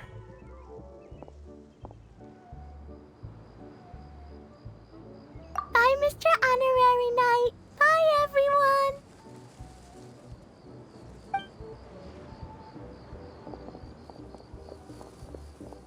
Well, it sounds like our young mage enjoyed herself. I'm so happy that she had a good time. So, back to the missing component. Did you bring it? You bet! Kaya said that the missing component was this orange climbing rope. It just occurred to me that you probably ran into the three brothers while you were in the canyon. If I remember correctly, the two eldest brothers were taking their sickly younger brother on adventures when they ran into a sandstorm and ended up here. They were all arguing with one another when they first arrived, but it wasn't long before they broke down and were huddled together in tears. They sure must have a lot of energy to keep up their bickering and adventuring every day. I'm a little worried about them, yet quite envious of all that energy. You almost sound as if you're reminiscing about old friends, Idyia. Yes, I've known them for quite some time after all, but I seldom go to that area. You can hold on to the rope for now, Traveler. I have no use for it until we have the other components. By the way, Eula and Klee have also returned, but I'm afraid they weren't able to make much headway. They mentioned that they would like to head to the jungle north of here, once you have all rested up. Now that I've told you everything, I'll go rest. I'll go and check on the situation in the remaining 2 areas. Do you need me to accompany you? Oh, no, it's all right. You've already accomplished a lot today. You should rest up.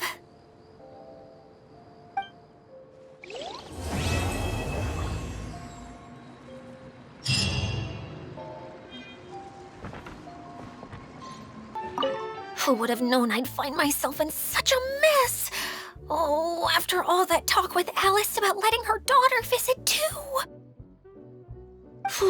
But just as the General said, if we can restore the domain, then... Klee said that they discovered some mysterious tracks that you can ride on using a super fun choo-choo cart. Ah, I heard something about that too. Apparently, it's a cart that goes zipping along a terrifying course at an uncontrollable speed. Yeah, that should be the one. It seems that when the cart rolls down a steep drop, your body would start floating as if it was weightless.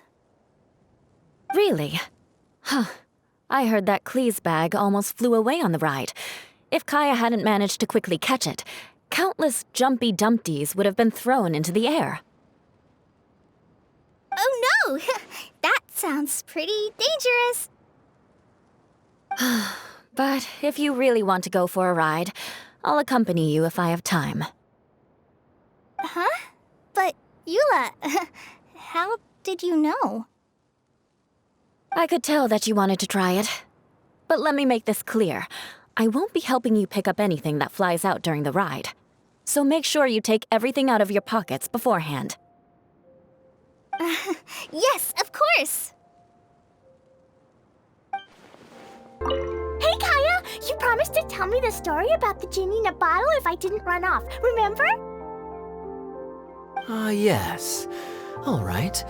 Where did I leave off? Oh, I remember! The genie came out and was going to eat the shepherd boy who opened the bottle. Right. As the genie opened its wide, menacing mouth, the shepherd boy suddenly had an idea. Did he throw a Jumpy Dumpty into the genie's mouth? I'm sure that's what he would have done if he had a Jumpy Dumpty. But the shepherd boy didn't have anything like that. He said to the genie, "Wait, how could your massive body fit inside such a small bottle? I won't ever believe it unless I see it with my own eyes." The genie became angry and said, "Mwahaha! Foolish boy, you dare question my powers?" The genie then returned inside the bottle, and the boy swiftly sealed it shut. Yay! That mean genie won't ever come out again! But can the genie sleep inside such a tiny bottle?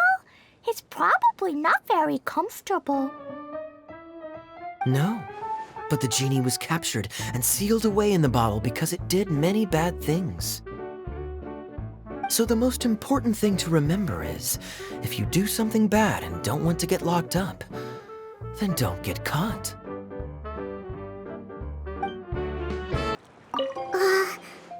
What was it that I said at the end of our ride in the choo-choo cart? Something about fish in the sky and stars in the water? Oh my. Hey, Klee and Eula! Oh, Idyia is here too! Hey, it's the Traveler and Paimon. How are you? Did you rest well? Yep, this is a comfortable place to rest. I guess that's one thing here that's better than the desert. But other than that, there's not much going for this place. Saying things like that isn't going to help, Idyia. But it's the truth. The desert is full of terrible memories for me. Being there was like... yeah, like wading through thick mud. That's a weird way to put it. Actually, if you hadn't mentioned it, Paimon would have already forgotten that this domain is in the desert. I know what you mean. The air here isn't at all like the desert. It's very humid, almost as if we're in the rainforest. It's a very familiar feeling for me.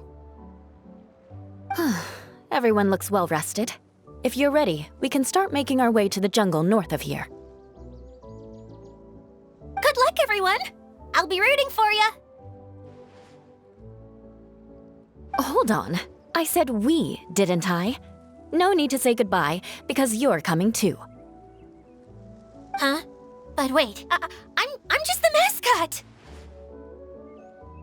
You can't back out this time, Idyia. The manager of the fairgrounds is waiting to see you. She said Idyia is the only person who could help. Yes, Klee and I discovered a fairgrounds in the forest. The person in charge of it seems to be a Spontamod scholar. A scholar? But what's she doing there? Researching the forest ley lines? Oh, I wish there were ley lines here that I could ever study. Anyway, I know who you're talking about. I'd better come along then.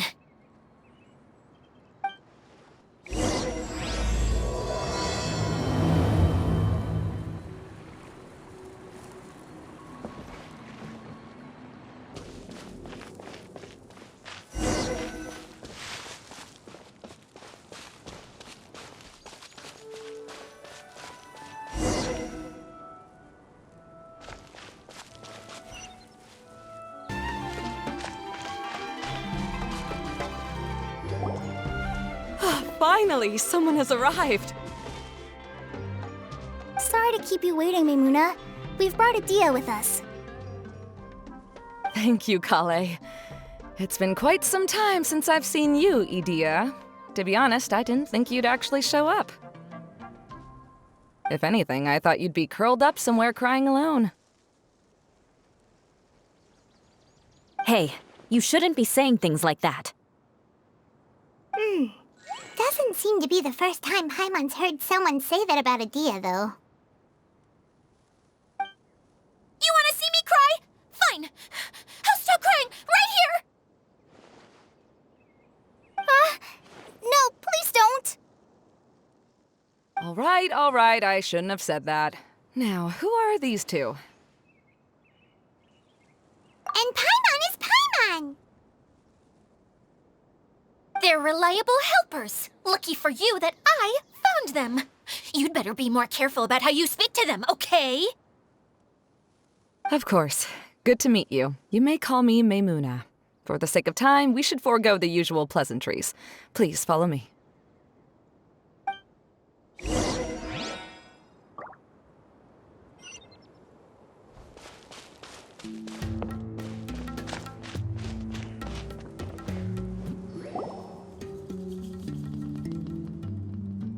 Wow! Look at that huge tent! Amazing, isn't it? I helped make it. What fun would a fairground be without a tent, right? Really? Paimon knew you couldn't be so pathetic. You just act modest all the time to hide your actual abilities. Huh? What is it, Klee? Sorry. I'm not sure if I should tell you. I'm afraid it might dampen the mood. That's not important. Please, just speak your mind. Well, there are lots of vendor booths set up here, but there's no one running them. In fact, there's no one at this fair at all. It looks pretty deserted. The truth is, this used to be an exciting and bustling place. But just a few days ago, something happened, and it seemed like... Like, the world was suddenly flipped upside down? Yes, exactly. Something fell from the central hub into the tent and knocked down the crystal light that was hanging at the top. Oh, the crystal light. I remember a certain someone said that we should have beautiful lights to celebrate at a fair, and made us that crystal light. But once the light fell, the tent became a complete mess and the hydro-eidolons were trapped inside. Just when I was at my wit's end, a man from the Lawrence clan came and offered his assistance. Wait, he offered to help you? Yes, and he refused to listen to any of my warnings. He just walked straight into the tent, and then... Yes? And then? Yeah! Don't leave us hanging here! What happened? And that's it. He became trapped inside along with the hydro-eidolons. Oh no! We have to do something! We can't just leave him there, Maimuna! I know, but the situation inside might be more difficult than you think. You should mentally prepare yourselves. Just talking about it is a waste of time. Since we're already here, let's go and scout out the situation ourselves. All right, this way, please.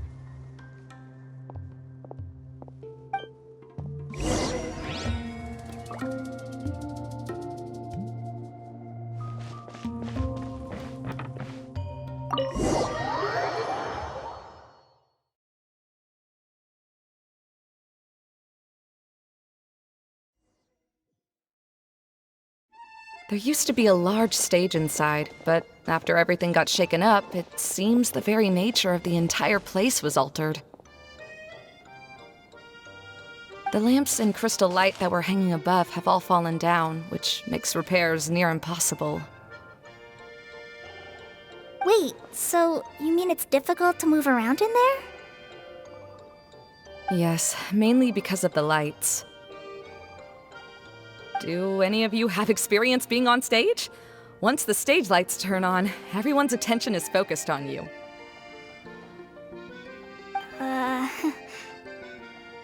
I can't stand that feeling. Having everyone's attention focused solely on me would just make me feel terrible. Me too! I'm no good at speaking in front of people. And then to have everyone staring at you.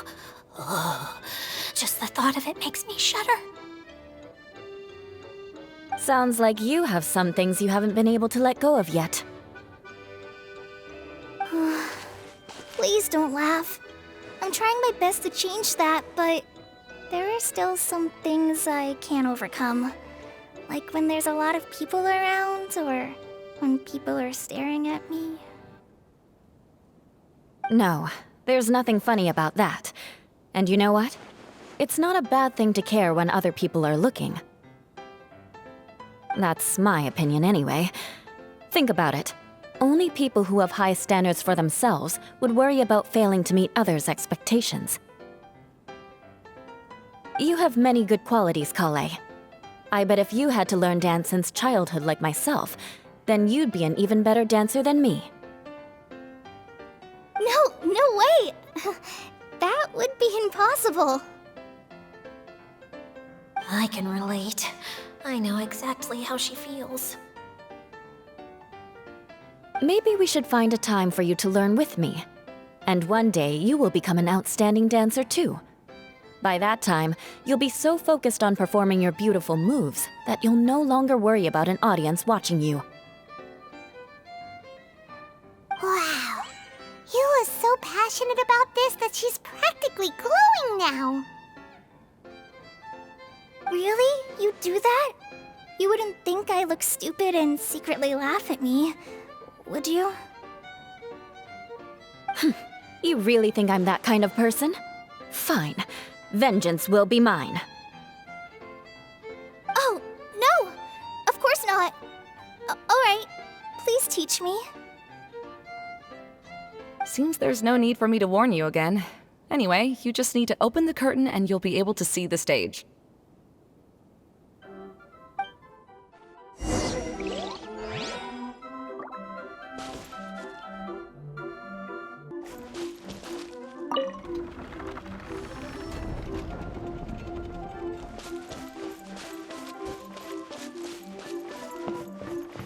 Wait, what's that thing in the middle there? That's my crystal light!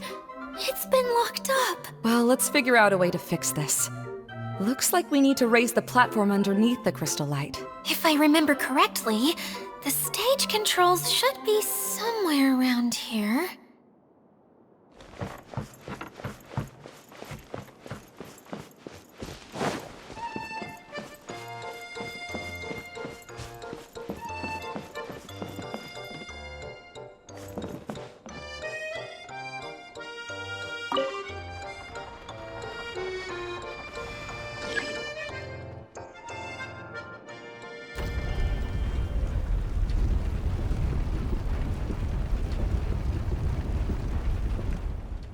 It seems we have to use the colorful lens to make the light change colors.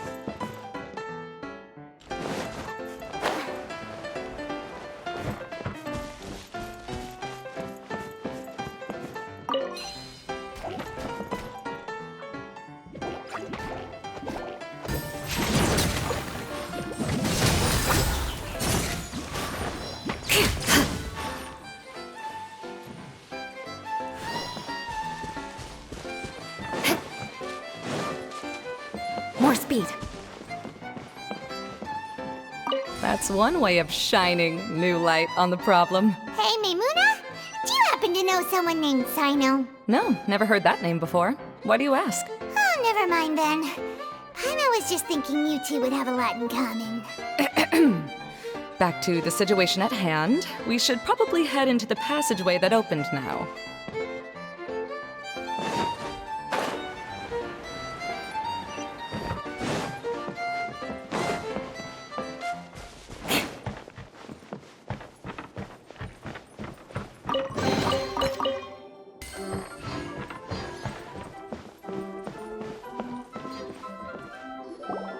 Hello? Is anyone here?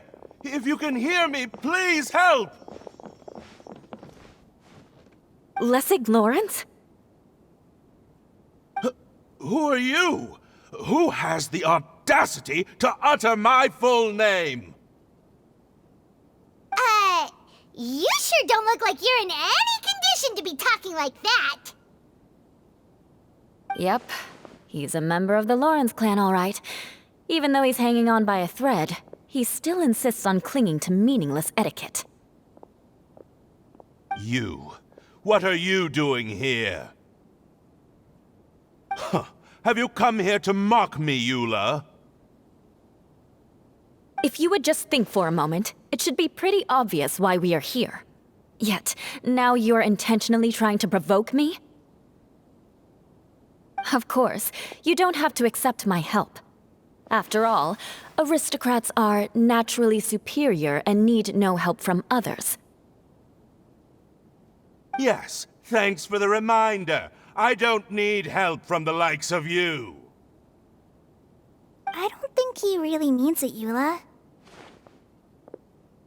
His tone was harsh, but he keeps glancing at you from the corner of his eyes. It's my opinion as the healer that he needs help. Okay. He's been trapped for so long that it seems he's forgotten how to hold a decent conversation. How ridiculous. Let's go. We'll leave the stage to this person who'd rather save face than save his own life. Hey, no, wait! Halt! You cannot just leave me here. We're both of the Lawrence bloodline, after all.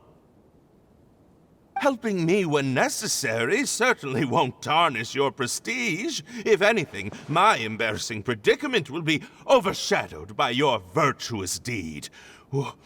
We must uphold the prestige and dignity of the family. This is the best reason you could come up with? You think tacking on the word family will be enough to talk me into helping you? You should be ashamed for your careless actions. It's because of you that we all had to come here.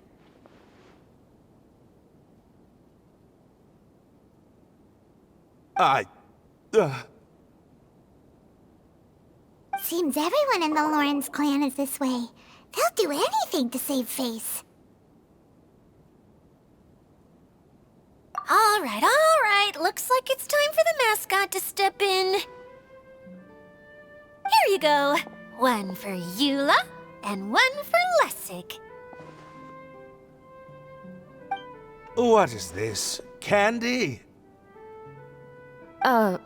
Thanks. Oh, the smell. It's just like the aroma I smelled coming from the lens. Yes, that's right. Enjoying something sweet always lightens the mood. Oh, thank you, Miss Mascot. I certainly do feel much better now. So he's willing to thank someone else, but not me. Eula has been worrying about you the past few days, and asked me several times regarding how to find you. But now that you two have been reunited, I won't have to keep answering her questions anymore. Oh, I'm so happy. Let me clarify one thing. I don't care what happens to him. If you're going to keep saying nonsense like this, then... Eula will never admit that she actually cares about him. Yeah, you're probably right. If you're going to keep saying nonsense like this, then at least give me another piece of candy. Hmm? Oh, sure. I still have more. Sorry. I admit my mistake. I know I've caused heaps of trouble for all of you.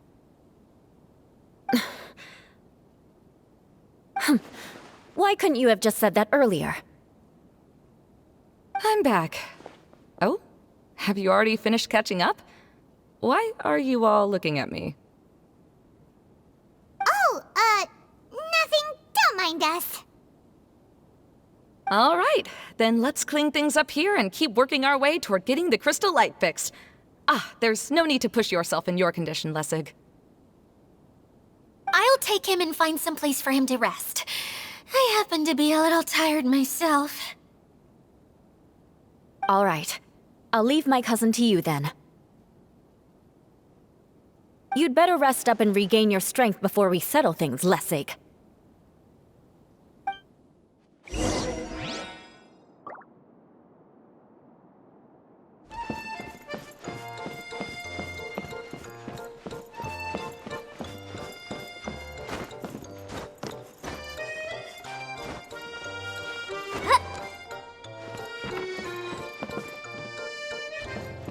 Now, let's see if there's any way to keep raising the platform higher. We probably will need to find a mechanism that's like a lamp.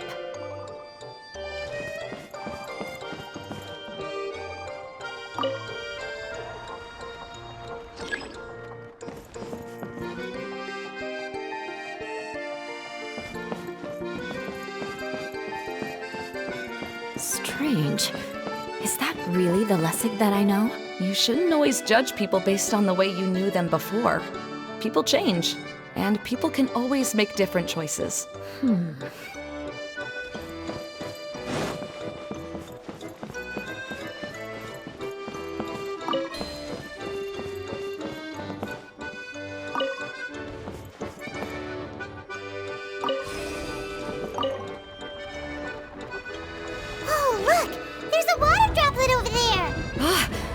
Hydroidolin! It must have been trapped in the curtain, but at least it seems to be okay.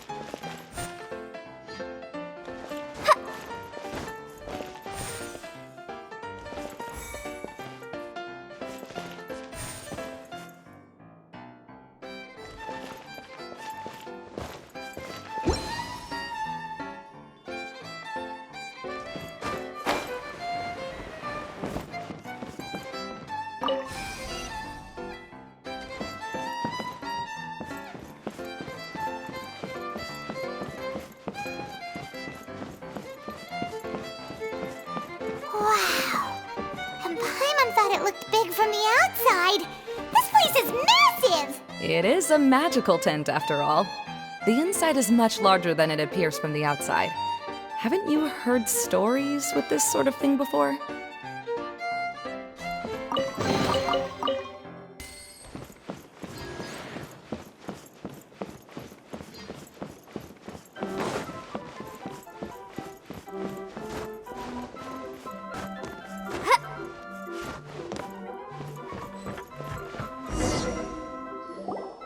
Oh, another path has appeared! This should be the last level. Yes, don't worry. We're almost to the top of the tent. The last thing we need to do is raise the crystal light to the very top of the tent.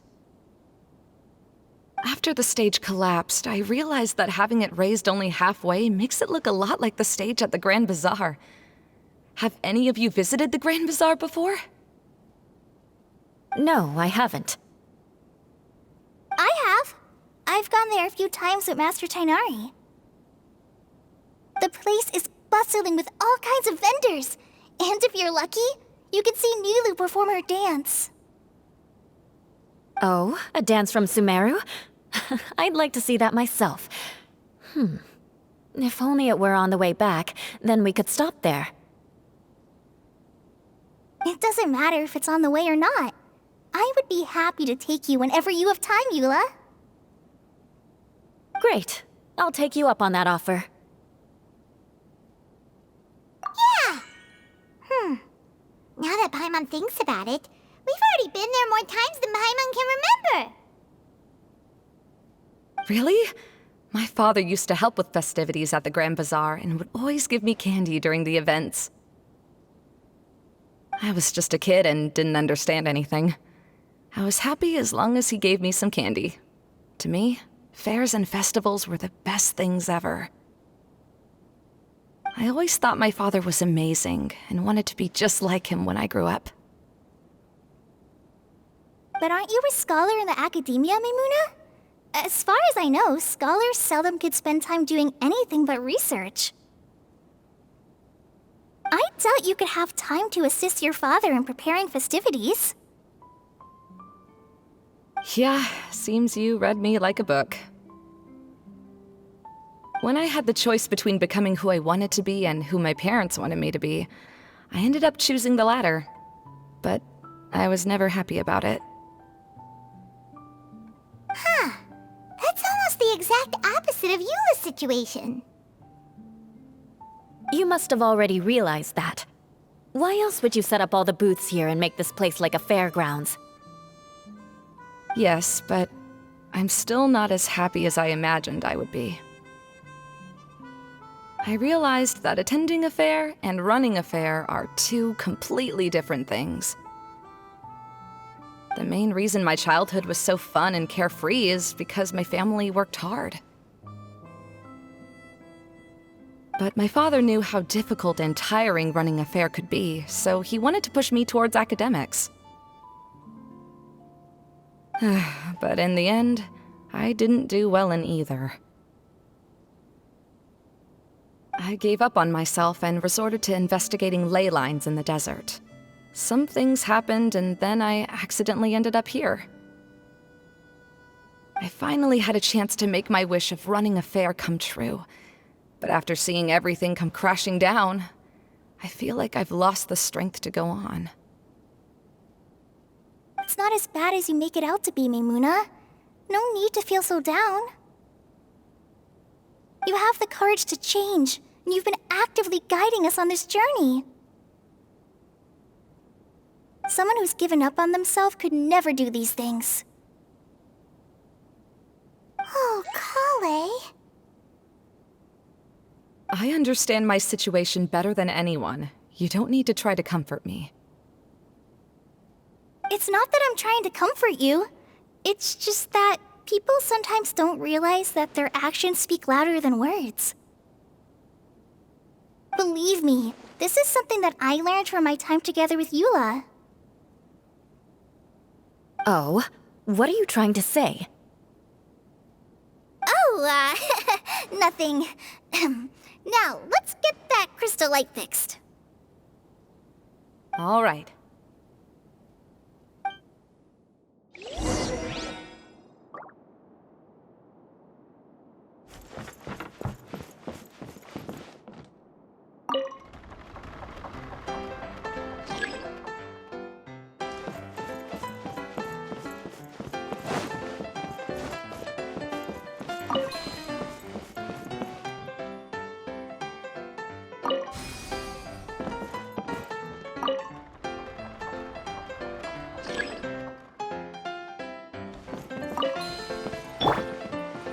Colored pieces of the bullet have melted. Yes, the lens is made of materials that are easily melted by light.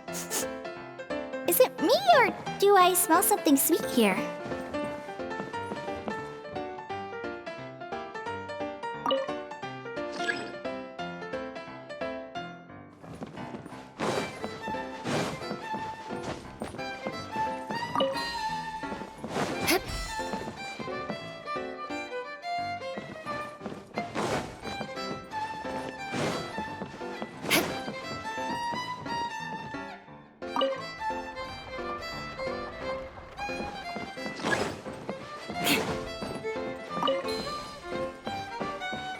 More speed.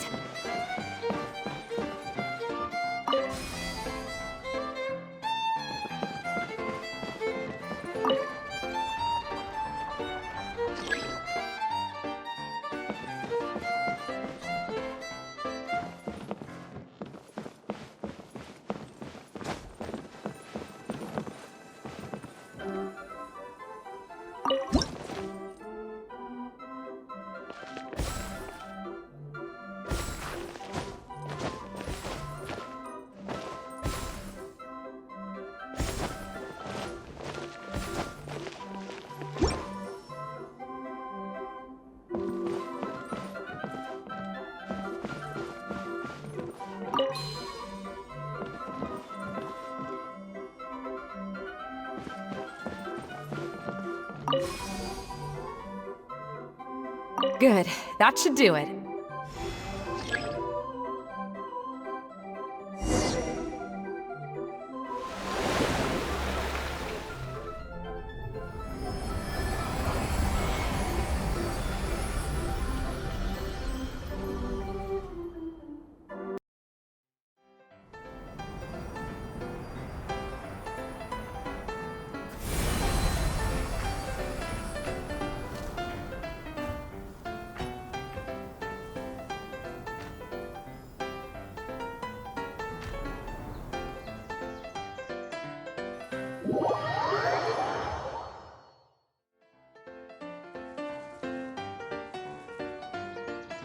Hey, Idyia! We're back! Oh, I was starting to wonder what was taking you so long. But don't worry, Lessig is recovering well. I'm pretty good at taking care of people. Seems I've found another good thing about myself. I don't know if I should be worried for him or happy for her. The shadow. It's massive. Wait. The shadow just now, it's...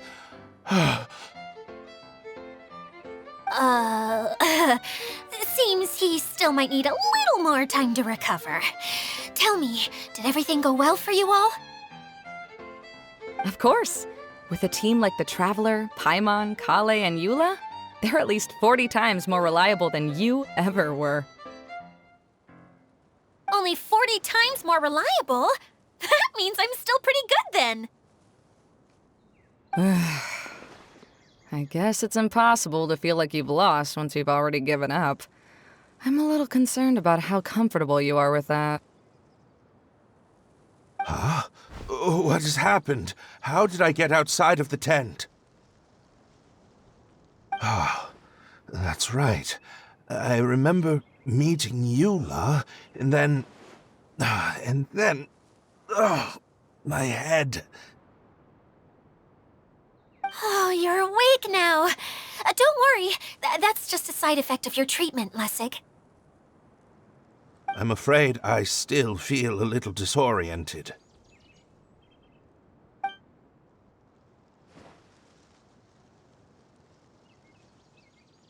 Lessig Lawrence. Oh, it's you, Eula. All right, I'll do it. I'll come back to Mondstadt with you and abandon my wild efforts to restore the Lawrence clan. Interesting. Now you want to talk. Seems like you've had a change of heart. In that case, maybe you'll be able to explain everything in detail for us now. I admit it, yes.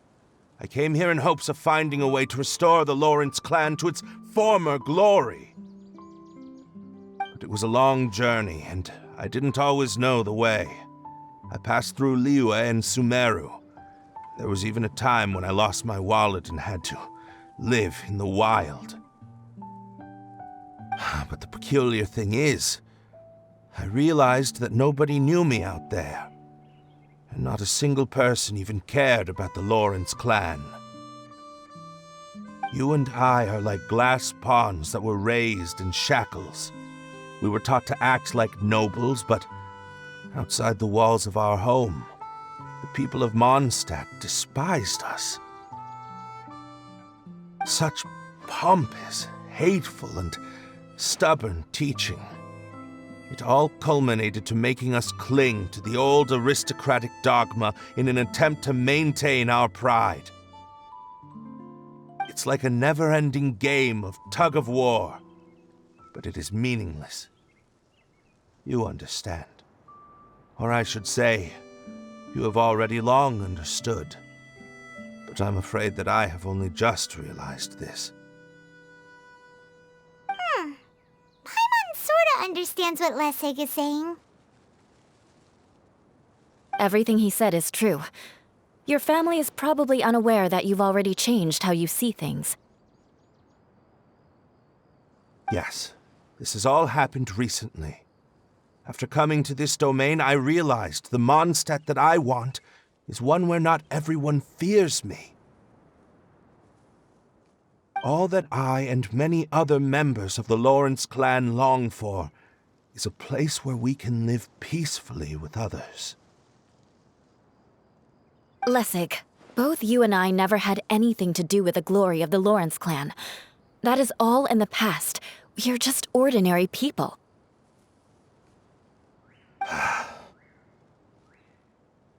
I originally planned on returning to Mondstadt after taking care of things here. I never thought you would come here. I was completely shocked, which is why I reacted like I did. I'm sorry. See, people can always make different choices, and it seems that Lessig has also chosen to become someone he truly wants to be. Yes, about that. I'm afraid I haven't quite found my own purpose in life yet. That's all right. Being able to clearly choose between becoming who you want to be and who your parents wanted you to be is already a step in the right direction. How to find true happiness is probably one of the most difficult research topics of all. I have a suggestion for you, Lessig. Why don't you return to Mondstadt and tell your parents what you just told us? They'll probably try to tear me limb from limb. But what about you? Did you ever tell your family about what you think? This is something that I've been thinking about, too. Perhaps the two of us can sit down with the rest of the clan and discuss it with them. The Lawrence clan is just like this stage. It was once home to glorious performances, but those days are now long gone. And it is time for the stage to be updated. She's so solid and tough, but also clear and open, like an ice cube. Is that why she's able to dance anytime and anywhere she wishes?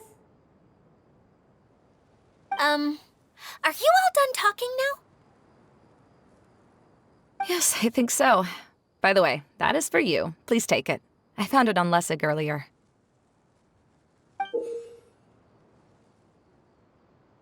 Oh, it's one of the missing components! Wait, so you had it all this time? Why didn't you give it to me earlier? Well, you didn't ask. All right, I admit it. I forgot about it. Okay, we'll let the Traveler hold on to it for now. Wait, this looks like... It looks pretty familiar. Have we seen one of these before? Ah, right! I also bought a similar box at the last festival. Yes, people often use this kind of box for candy at festivals. This was one of the materials originally used to create the tent. But now that the tent has been repaired, we no longer need it. Eating the candy from the box as an adult will never be as delicious as it was when you were a kid. But if you really think about it, there are way more things you can eat as an adult. Ah, so when it comes down to it, eating candy is sort of like life. It's just another choice.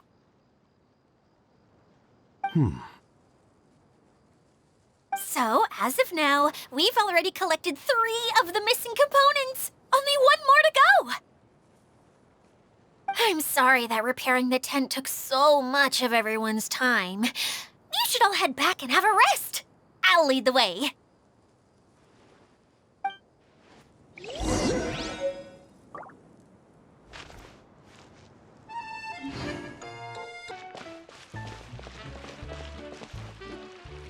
Hey, Kokomi! You're already here! Oh, you're back. I trust your adventures to the forest went smoothly? Yep, you could say that. How about you? Up to anything today? Well, I suppose it's time I told you that as the Divine Priestess of Watatsumi Island, I shouldn't actually be here now. The truth is that a relic known as the Shinro Casket was lost from Watatsumi Island long ago. But recently, an orb matching the relic's description suddenly began emitting light, almost as if it was guiding people to it. This is what led me to find the relic's whereabouts.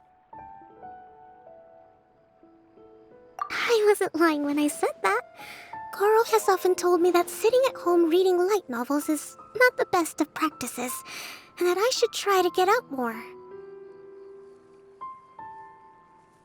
As I made my way from Watatsumi Island to Sumeru, I enjoyed a variety of breathtaking sights. It really is a beautiful nation. I even stayed in the rainforest for several days. I was surprised to find that the relic had ended up in the desert. I knew it was somewhere here, but I still couldn't pinpoint the exact location. Though I feel that Idyia was not intentionally trying to hide anything from us, this domain does have plenty of secrets. I'm sure you've sensed that too.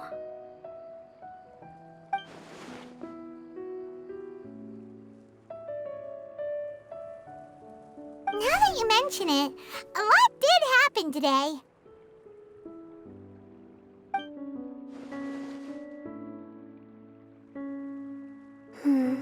I see.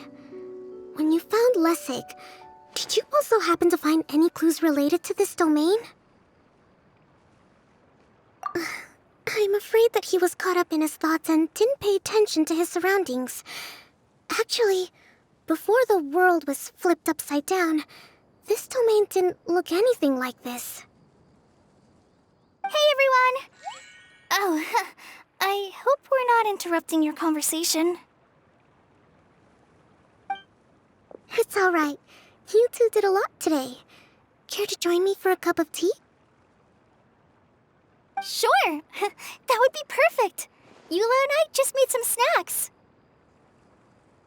Turns out Idyia has a cooking stove and oven. Seriously, why didn't she mention it earlier?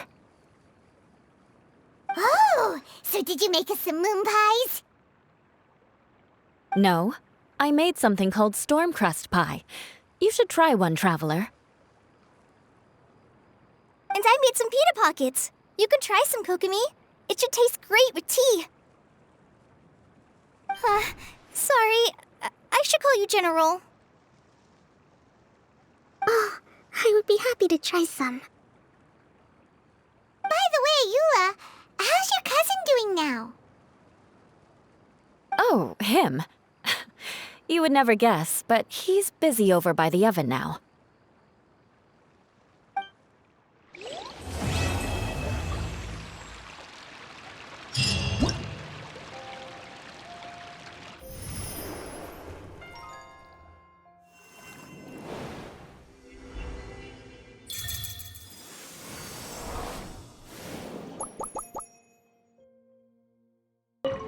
Oh, how is everything?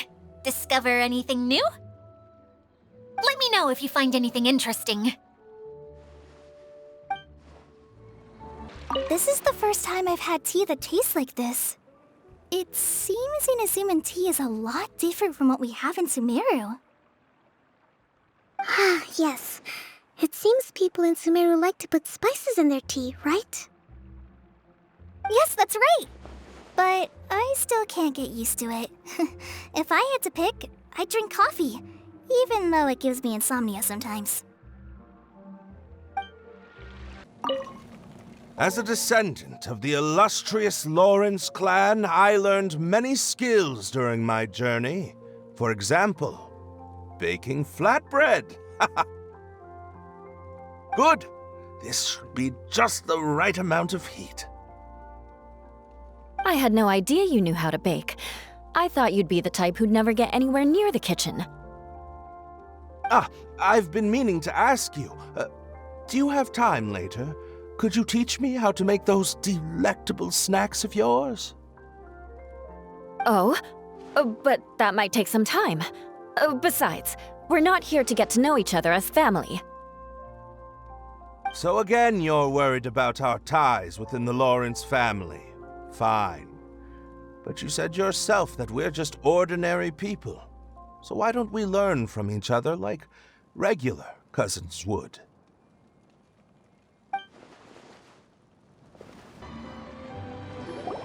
Really? You do that? Oh, but that's too much. I can't. No, really, it's all right. We want to do everything we can for the domain.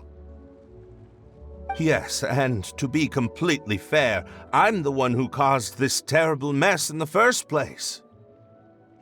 Oh? What happened? Did Paimon miss something? Hello, you two. Lessig was just telling us what happened. Perhaps you should allow me to explain. I'm afraid it was I who caused all this trouble in the domain. Yes, it was Lessig. To be precise, I saw a most exquisite water orb at the entrance of the domain. It reminded me of an astrolabe my grandfather gave me when I was 7 years old. I was curious if it could rotate, so I reached out and touched it. Little did I know that it was the core of this entire domain. What I mean to say is, I knew something was wrong as soon as the whole place started flipping. It's not just your fault. I failed in my responsibilities as the caretaker here. Oh, I knew I should have put the core somewhere more secure. Oh, you mean the big ball of water at the entrance? Yes, that's the one. Anyway, after giving it some thought, Lessig has offered to perform some more repairs and maintenance to help support the domain. But we were concerned he wouldn't be able to handle it all alone, so Eula and I will also stay here to lend him a hand. But don't be mistaken. I'm not doing this out of the kindness of my heart like Klee. My job is purely to monitor and ensure that Lessig doesn't cause any more trouble here. Oh, sure. I don't think anyone's buying that anymore, Eula. Though I do remember that Amber mentioned we should just nod and agree when you act like this.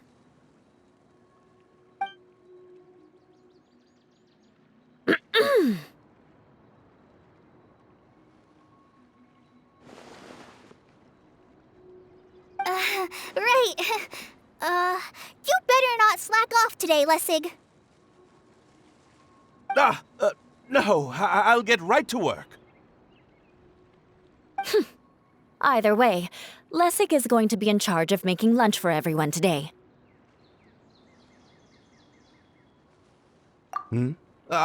Yes, I'll try, but I'm not sure if my skills will prove satisfactory.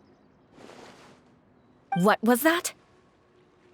No, I mean, thanks everyone for giving me a chance to redeem myself. I can already feel new strength kindled inside me. Ha ha ha. No, maybe that's just the heat of the oven. Very good. But you should conserve your strength. Many parts of the domain are still in disrepair, so we have a lot to investigate. Seems Idyia has a little more pep in her step after finding others to help do the work. Now that you three are situated, we can focus on what the rest of us will be doing today. I'll go gather the others. We should get ready to leave as soon as possible.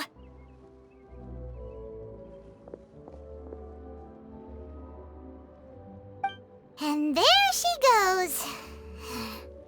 At least she seems to be happy. Maybe this is how it feels to be in charge.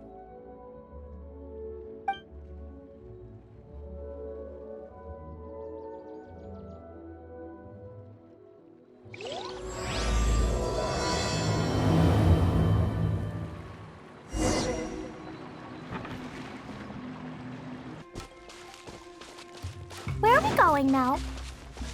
We're going to retrieve the last missing component. My working theory is that the director listed on the sign has it. No details slips by our general.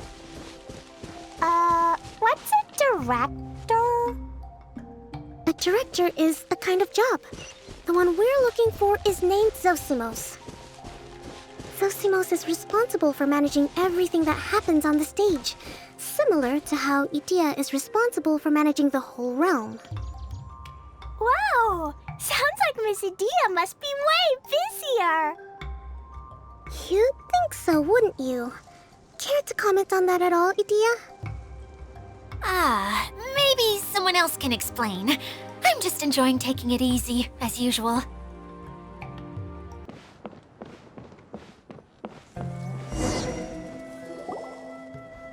The director doesn't get out much. He's almost always cooped up in his treehouse making props or writing scripts. But I'm trying to remember now. Where is that treehouse of his? Huh? You don't remember? Hey, don't forget! I'm just the mascot. I believe it's that way.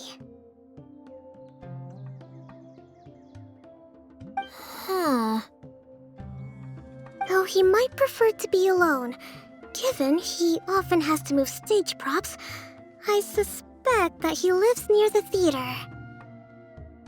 And having a view of the entire stage would be useful when imagining a production's actual stage flow.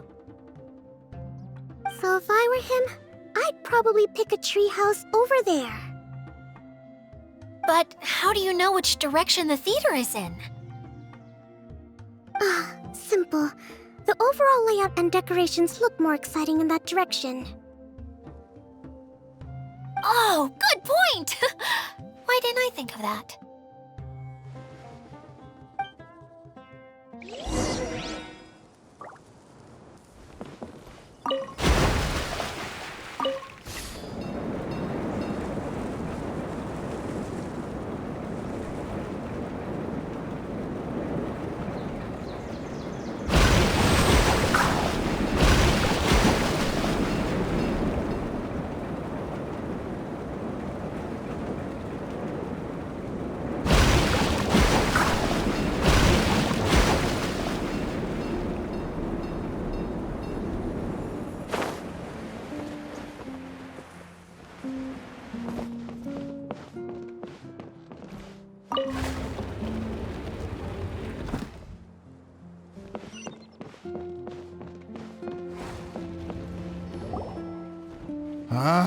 Where did that blasted automation mechanism go? The male actor standees are here, but where are the female ones?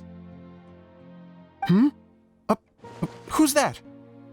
Idyia? Yes, Sosimos! 'Tis I, Idyia! How's that for a dramatic entrance? This is a surprise. I was sure you'd be... Curled up in a fetal position, crying to yourself? Wow, what a fascinating little creature.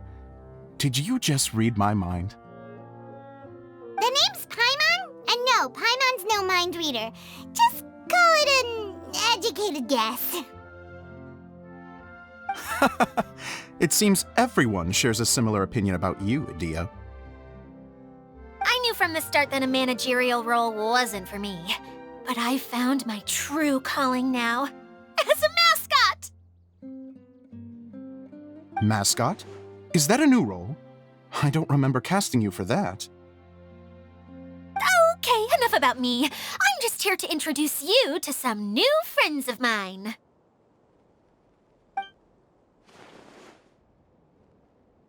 And that's why we came to see you. Well, do you have the component that fell out of the central hub? I do. However... I'm afraid the incident has caused many malfunctions with the stage mechanisms, and I can no longer put on any performances. Okay, so you're holding the component ransom till we help you fix the mechanisms, huh? No, till we fix the stage, surely. I'd have thought he wants us to make some more props, no? Given that some of the standees are missing. Or maybe the component is broken and we need to fix it. You're all forgetting that the majority of his work involves writing scripts. I'll wager that he wants us to edit them.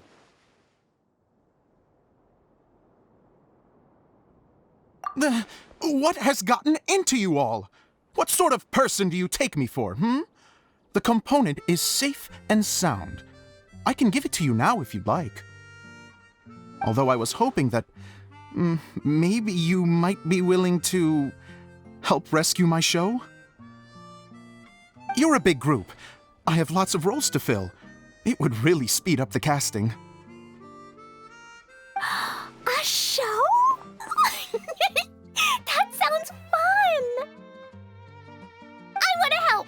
Can we? Also, truth be told, I've hit a bit of a roadblock in my script and was just thinking about how to move the story forward. And then you all showed up. Suddenly, I got my muse back. I don't know how to explain it, but something about seeing all of you finally helped me figure out how to continue my script. Huh? You mean that story you've been stuck on forever? Are you serious? You really think you can finish it now? Yes, really. Just give me a little time, and I'll write it all up. In the meantime, I'll leave things to you, Idyia. Whoa! And he's off to write the script. Zosimos has always wanted to write an epic story about a thief and a mage. Apparently, he got the idea from some rumors that were swirling around, but he only got as far as writing the intro before writer's block set in. Why don't you all take some time for yourselves while I see what I can do? We'll reconvene after the director finishes his script.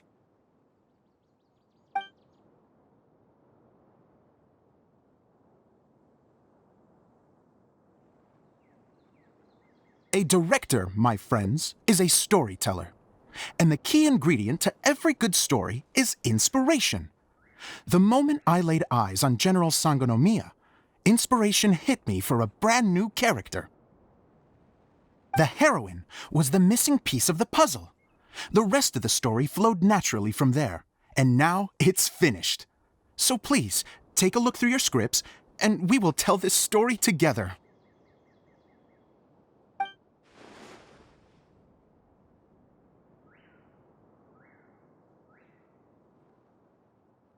Well, is everything clear? Director Zosimos, how do you pronounce this word? Let me see. Ah, that's sojourn. It means to stay for a while. This is a very cute moment, so let's make sure that comes through in the performance. Oh, wait! There's another word I don't know here. It's okay, Klee. We can go through your lines together a few more times after this meeting's over. That would be most appreciated, Kaya. I had a feeling about you, actually. You seem to know a thing or two about character acting. Tell me, have you acted before? You're too kind. It's all in the script, really. It just rolls off the tongue.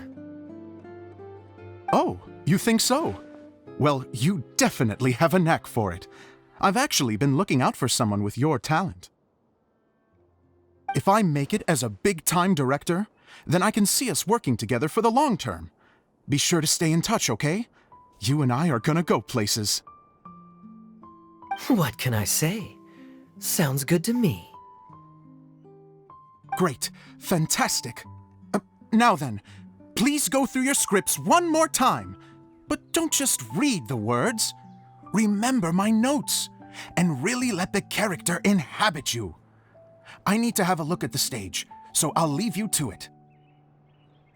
If you need me for anything, I'll be in the big theater right in the center of this area. Wonder what the theaters are like here. Let's go check it out while everyone's still getting ready.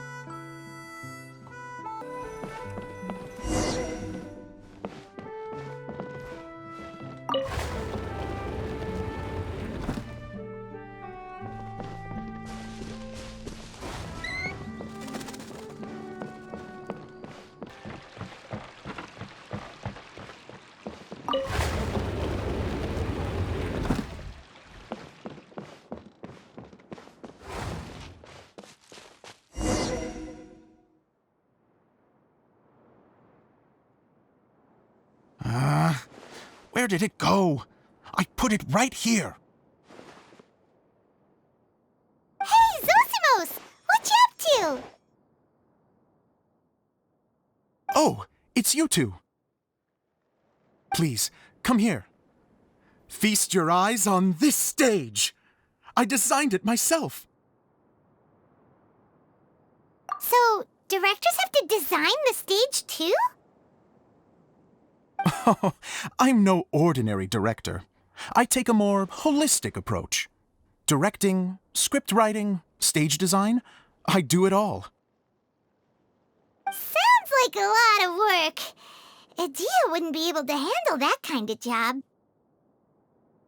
Idyia has her work cut out for her too, you know. She's my one and only member of the audience, though she often criticizes my shows.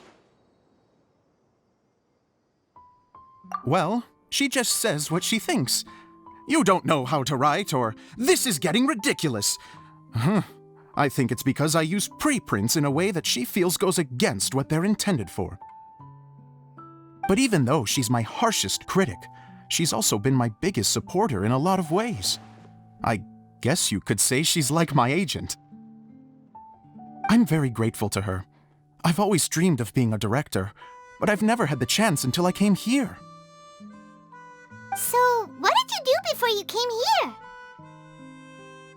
Like I said, I dreamed.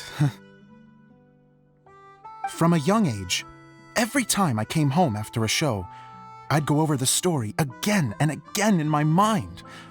Growing up, my biggest aspiration was to be a director. Unfortunately, I couldn't offer much beyond my practical skills, so I ended up spending most of my time as a prop designer and doing a bit of set design on the side.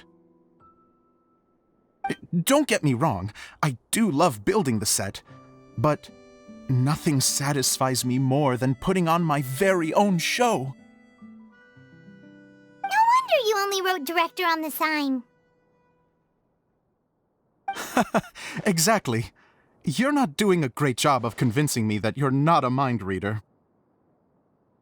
By the way, could I ask you for your help with something?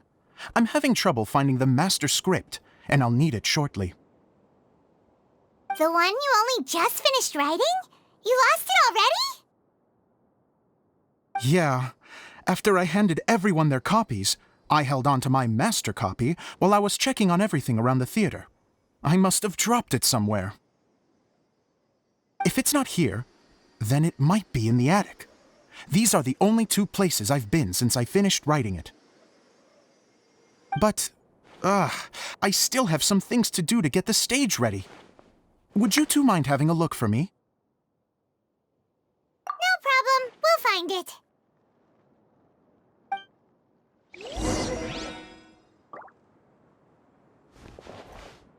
The thicket board's mechanism should be functioning.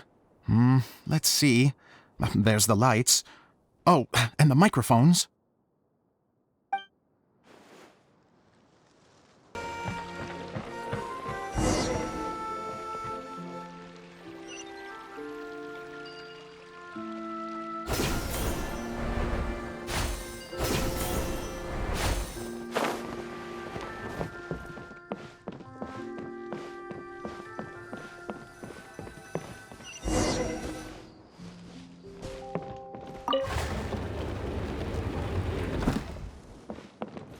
Whoa! Look at all these books! Now, where's the master script?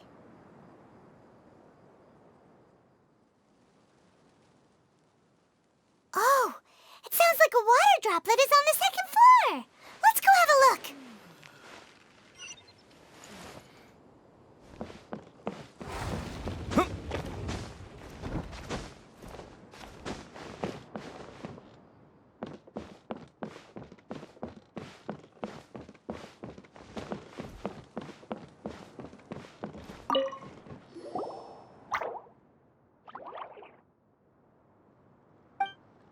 Wow, this is a lot of scripts. Looks like the water droplet has been managing them for the director. Most of them look like works in progress. Then it should be the one that's finished. Okay, let's look for the thickest one and then check the ending. This is the only script that fits the bill. Plus, it looks pretty new. This must be the master script. Let's go give it to Director Zosimos.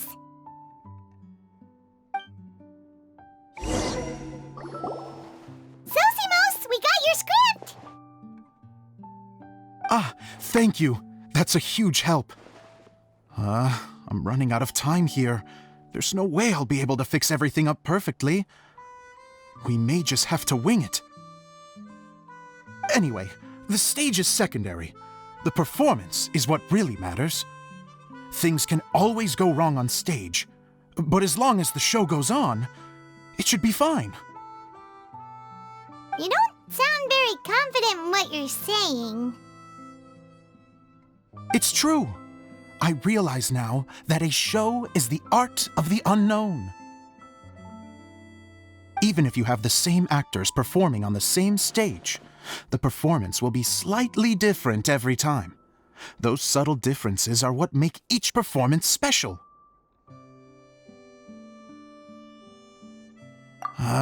Okay. One last request. Traveler, you can enter the preprints, yes? The truth is that my sets are composed entirely of preprints. First, I use materials to make the objects. Then I take those objects and turn them into the preprint. Now, of course, preprints are really meant for making objects to furnish the domain. So using objects to create preprints is, strictly speaking, the reverse of what this is intended for. But Idyia said that if this is what I really want to do, she's not going to stand in my way. Ah, so that's what you meant earlier. Okay, well, what do you need us to do? I'd like the Traveler to go into the preprint set and help move props around during the performance.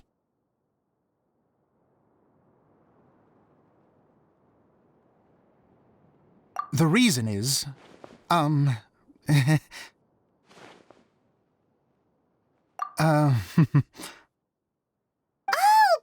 gets it now. If you're busy directing, moving the props, and operating all the mechanisms, you never get the chance to watch the show. Yes, I know that I'm no master playwright, but still. Even if it really is a half-baked script, with shoddy writing and moments of sheer ridiculousness, I'd still like to see it for myself, just once. Hard to turn a guy down after a speech like that. Thank you. Genuinely, I'm so grateful.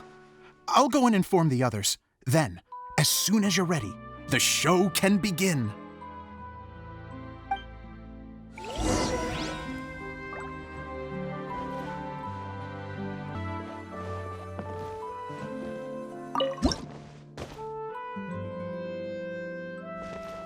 Long, long ago, there was a great thief. He lived in a land where the light did not shine, where all suffered in the darkness. People call me? Sorry, Kaya. Directly into the microphone, please. Otherwise your voice'll, you know. Okay. They call me the Dagger Bandit, but no one sees that I rob the rich and give to the poor. Here in the dark, evildoers run rampant in the shadows, while the good, honest folk stumble blindly on, just trying to find a way through.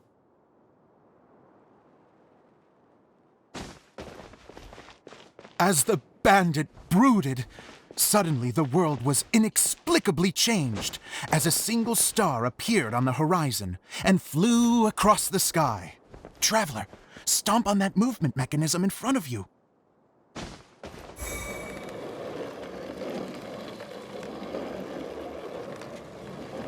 Light. A brief flash, yet enough to illuminate the world. If I can find the source of that light, I can shine it into the darkness, and the people will suffer in blindness no longer.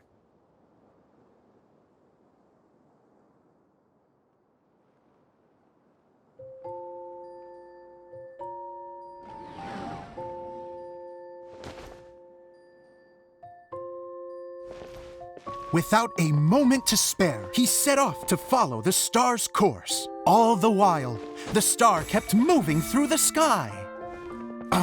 Traveler, the star kept moving through the sky.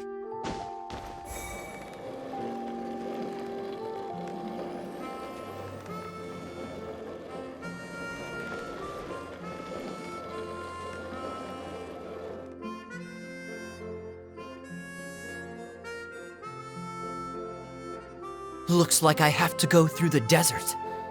This could get dangerous.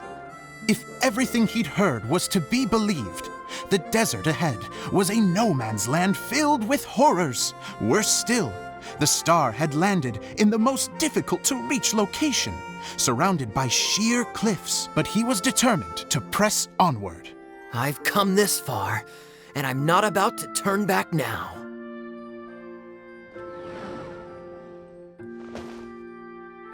The Dagger Bandit trekked deep into the desert wasteland. Yet when he finally arrived at his destination, he found not a fallen star, but a young girl, dressed in white. How strange. I'm positive this is where the star landed.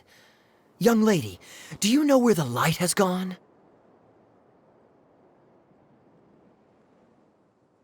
The girl replied, Traveler from afar, the light you seek is only a bottled flame. But the flame has now died, and its light is long gone. A bottled flame? Yes, it was a gift from another. And so, the girl began to tell the story of how the bottle came into her possession. The girl hailed from a kingdom that sat atop the waterfalls. But when the reigning dynasty fell and a new one seized power, she and her people fled for their lives. A thick fog began to fill the air as she made her way through the forest, and dense thickets tried to block her path. There is a mechanism down there that you can press to retract the thicket board below the stage.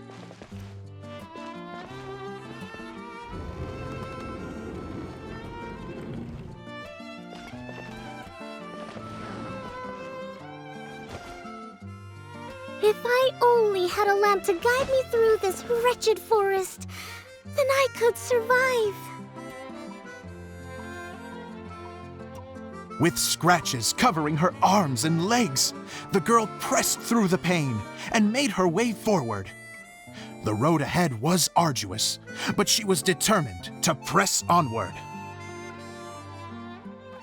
I've come this far, and I'm not about to turn back now.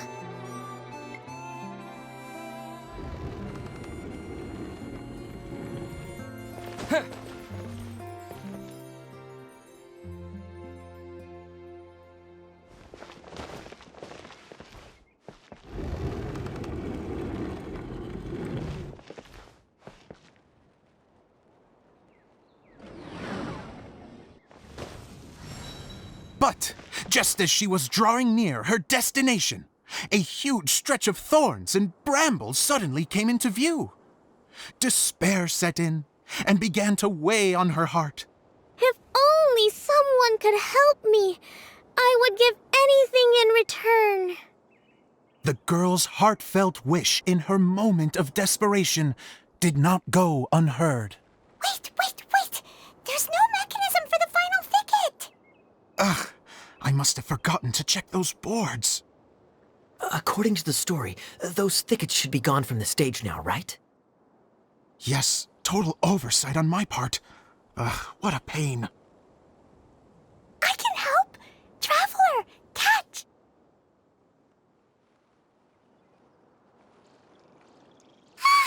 It's a Jumpy Dumpty! The girl's heartfelt wish did not go unheard, for a Jumpy Dumpty who was passing by helped to clear a path for her. Oh, thank you, Jumpy Dumpty.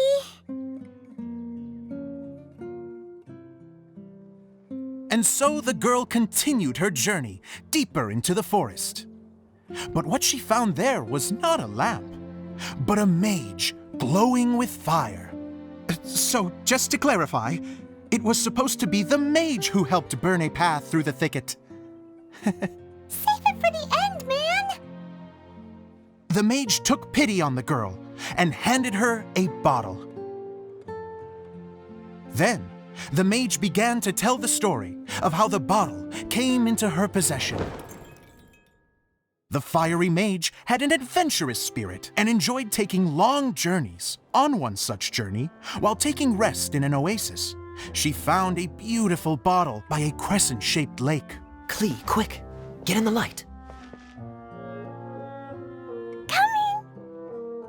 She she was an extraordinary mage with the power to grant people their wishes.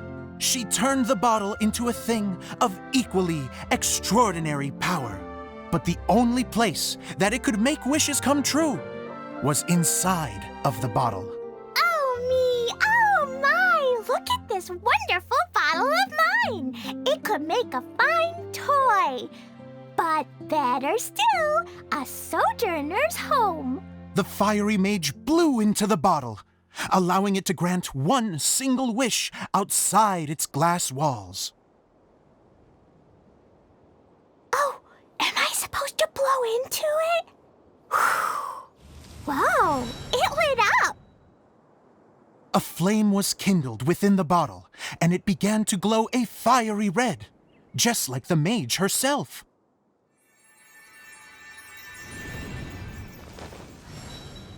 After the mage finished telling her story, she disappeared, leaving only the bottle behind. A magic bottle that can grant wishes. Then I wish to leave this place and go somewhere where no one will ever find me again. And then, the bottle seemed to softly inquire.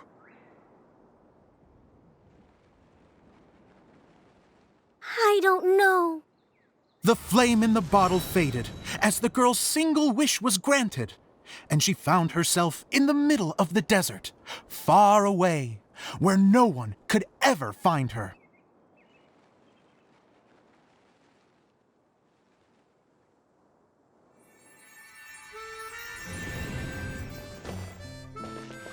When the dagger bandit listened to her story, he sighed in disappointment that the flame with the power to grant wishes outside of the bottle had already died. But this doesn't make sense. If it truly granted my wish, then nobody should have been able to find me here. Maybe they shouldn't. The desert is difficult and dangerous to navigate, but I was determined to make it, no matter what. Then take this bottle with you for your trouble.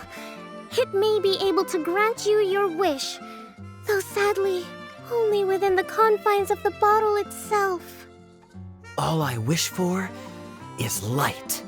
Honoring the bandit's request, the girl wished for light inside the bottle, and sure enough, it lit up. They found that while the light was only generated within, it could nonetheless shine through the glass and reach anywhere in the outside world. Even though it doesn't burn as brilliantly as the light that shone before, this is still an extraordinary light. What will you do after I take the bottle? I don't know. Well, then maybe you should come back with me. With no reason to refuse, the girl accompanied the dagger bandit back to the land where the light did not shine. They brought light to that place, and the darkness was dispersed, and they lived happily ever after.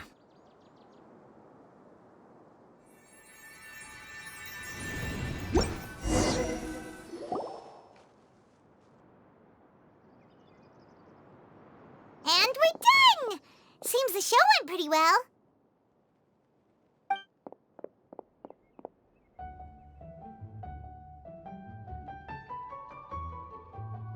Mr. Honorary Knight! Didn't I do great? I felt like I really was the fiery mage! Wow, great costume, Klee! As soon as Paimon saw your shadow, she thought straight away, what a cute hat! Klee loves it! Thanks, Mr. Zosimos! Oh, wait, no, I mean, Mr. Director. Mr. Director? Ha! No one's ever called me that before. Thank you. My dear little mage, thank you so much. Oh, I'm so happy. Miss Idyia said that she tailored it a little bit so it would fit me, but you were the one who designed and made it. You're amazing. Yeah, that's amazing! And it sounds like Idyia did a great job too! It was nothing really. Just one of those, oh no, whatever shall I wear to the ball moments. Sewing comes in handy at times like that. Sewing is an art in its own right. You're more talented than you give yourself credit for, Idyia. Really? Oh, I'm just gonna go for a second. Please, chat amongst yourselves.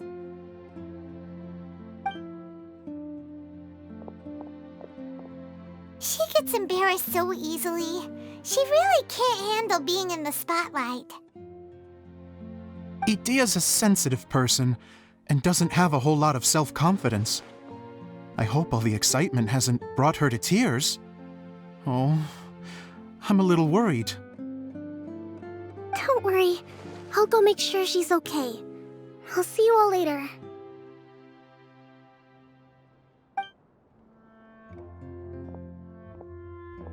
So, what did you all think of the play? Any thoughts? Huh? Uh-oh, time to get serious. Now, are you sure you want to hear what we really think? Oh, absolutely! I had the courage to ask, didn't I? So, don't mince your words. Go ahead. Speak your mind. I can take it. Okay, Paimon will go first. So, the dialogue at the beginning was pretty good, but it ran out of steam as the story went on. Paimon could tell that you ran out of inspiration somewhere along the way. The characters were honestly a little bit ridiculous. Paimon didn't get what you were trying to do. The moment anyone started to show any kind of substance, suddenly the scene was over. Yes, all very good points, Paimon. I would add that in its attempt to pay tribute to the series 1,000 Nights, all semblance of a coherent was sacrificed. Plus, I do have to penalize you for the issues with the props. Miss Idyia, what are you doing back here? Oh, you know, I return like the tide when people start discussing something important. Huh. Especially when it has to do with criticizing my show. But there was one thing I liked about it. Just one, mind you. The story had a good ending. You think so? I thought I was letting him off lightly. Idyia, could I borrow you for a moment? Oh, sure. Excuse me for a moment. Back to you, Paimon. Keep up the good criticism.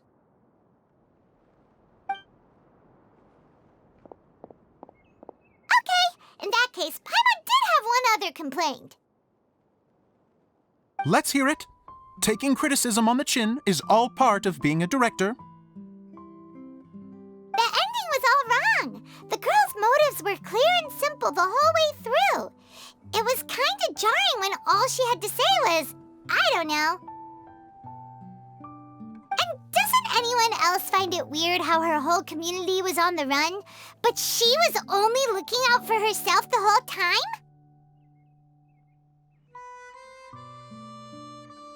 I'm fine. I'm not going to improve without feedback. I also learned a lot this time with the chance to be off stage. To be honest, it was a dream come true. What a great attitude. You don't seem upset at all by our comments. I wouldn't say I'm completely unaffected, but you're only speaking the truth. They're all very valid points. Still, now that Paimon thinks about it, you did finish the script in a bit of a rush. Maybe we were being a little too hard on you. That's perfectly fine. Nothing is as important to me as my work on the stage. We all use our imaginations when we're kids, right? I used to play with dolls and my own cardboard cutouts by the light of an oil lamp. The shadows would come to life and dance on the walls. I never got tired of it. Fast forward to now, and in many ways, I'm still that same little kid, lying on his bed, making sound effects. And I get the same joy from running a show now as I did in my little bedroom theater. Of course, a director can accomplish nothing without a cast and crew. So on that note, I want you to all know that I am eternally grateful to each and every one of you. Hey, don't mention it! We had a blast!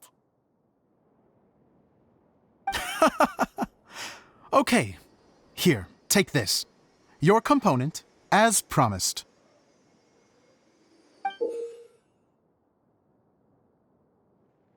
It's the bottle from the show! The one that lit up when I blew into it. That's right. Can you guess the secret behind why it lights up? Oh, maybe there's an invisible fairy inside that opens its eyes when you blow into it.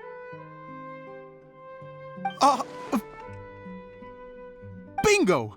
You guessed it. That should do the trick. Oh, wait, this needs tightening up a little. Hold on, this will only take a second.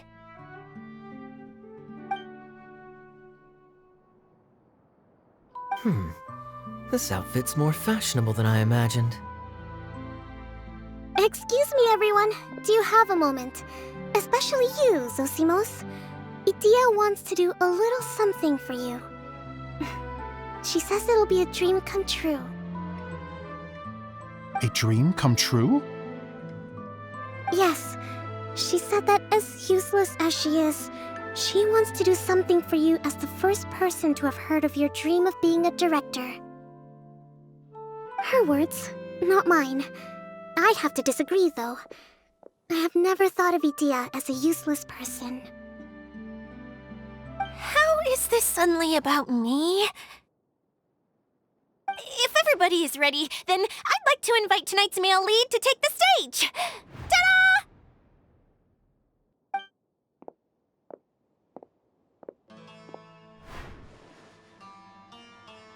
Wow! Cool! Kaya's turned into the real Dagger Bandit! How is me changing outfits supposed to make the director's day? It's just a prototype costume. Is he that easy to please?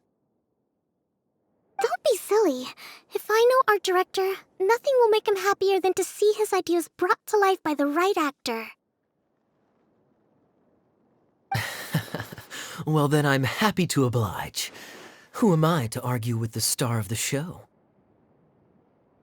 Zosimos drew up countless designs and made a few prototypes before landing on this one. It just needed some tailoring to fit properly, so I made a few stitches here and there. I hope the result isn't a disappointment. Oh, it's perfect. Idyia, I'm... Oh, I'm so touched. Thank you all. You've made me happier than I ever thought I could be.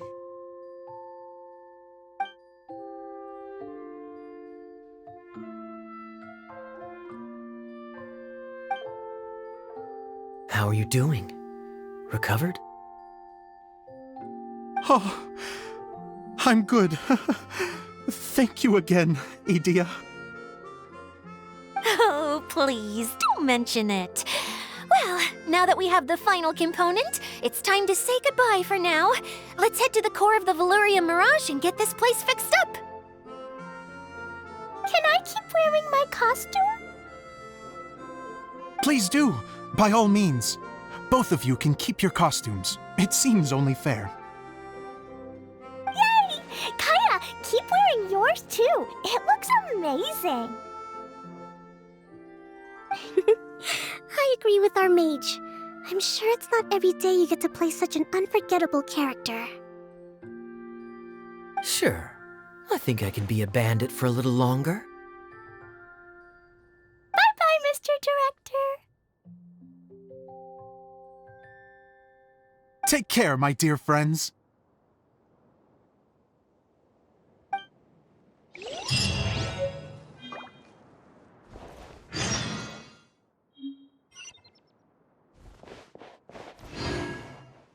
You're going to attempt to repair the core now, right? I hope it goes smoothly. I feel so honored to have met you all. You were a wonderful cast. Thank you once again. I'm so grateful for everything you have done for me.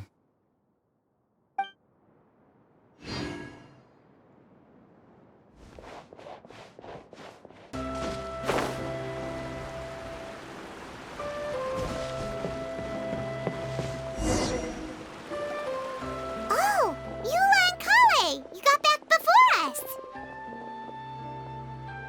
Yes. Idyia had the water droplet send us a message just as the show was coming to an end, so we came back here to wait for you. How is Lessig doing? He finished all the maintenance work, but it took a lot out of him. He's now fast asleep in his room. Oh, I feel a little guilty. Consider it his atonement. It's only fair that he had to do something constructive before being able to sleep soundly. Seriously, don't waste your concern on him. If you say so. Okay, without further ado, let's go and fix the domain! Isn't this where we first met Water Droplet? Correct! The core of the Veluriyam Mirage is the largest streaming projector of all, and this domain is one gigantic preprint. Whoa, so everything we've seen is created by this? That's incredible! So, to fix it, same process as usual, right? Do we need to use the preprint? Exactly! Well done! You catch on quick. It's hard to forget after doing it so many times now. Let's get going! This is the final step! Yay! Suddenly Paimon's really excited! The hub consists of these components. All you need to do is place them onto the foundation in the right shape. The right shape? But we've never seen what it looks like. Oh, don't worry about it. Close enough will do. As long as it can spin, it'll be fine. Should be fine. I think. Sometimes you have no standards whatsoever. Wait, this is Zosimos' bottle lamp. Try sticking it in somewhere where there's a gap. Maybe on the right. What's making that shadow? Is it the rope? I feel like the rope should go from one part to another to connect them together. It's like doing a jigsaw puzzle! Something that spins. Would a water wheel count? I guess it'll be time for us to leave once this is fixed.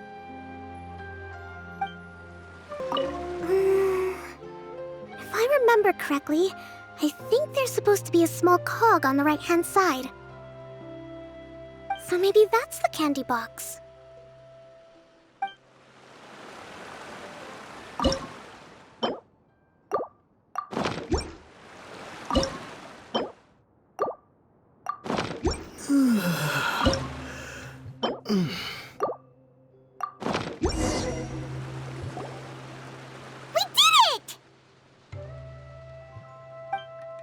But why isn't it turning? The components are back in the core, and the hub is restored to its proper shape again. That's all we needed to do. Like any wound, it just needs time to heal. It'll probably just start turning again one day in the middle of the night when no one's looking.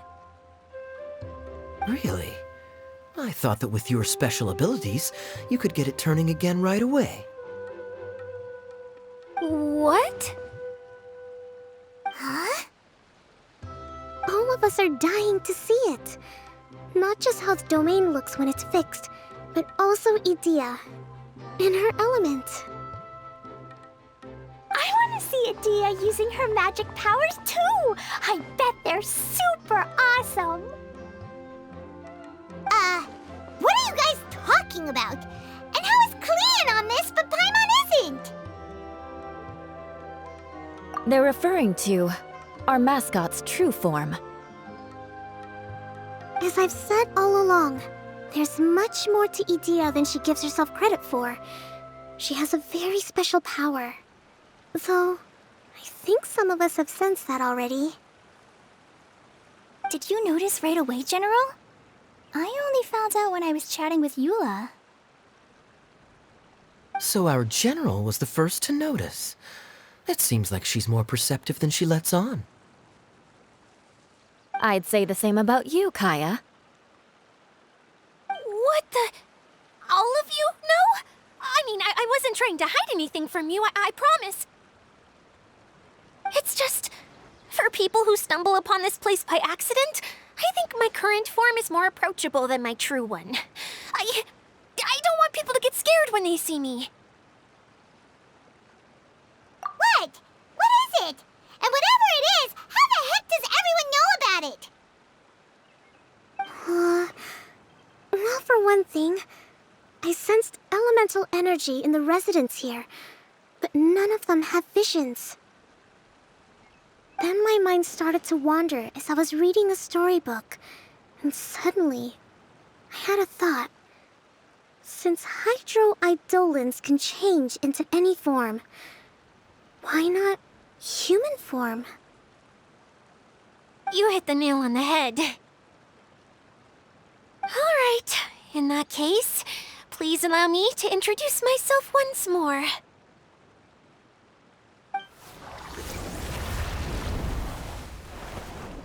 I am an Oceanid who was exiled here when the former Hydro Archon passed away.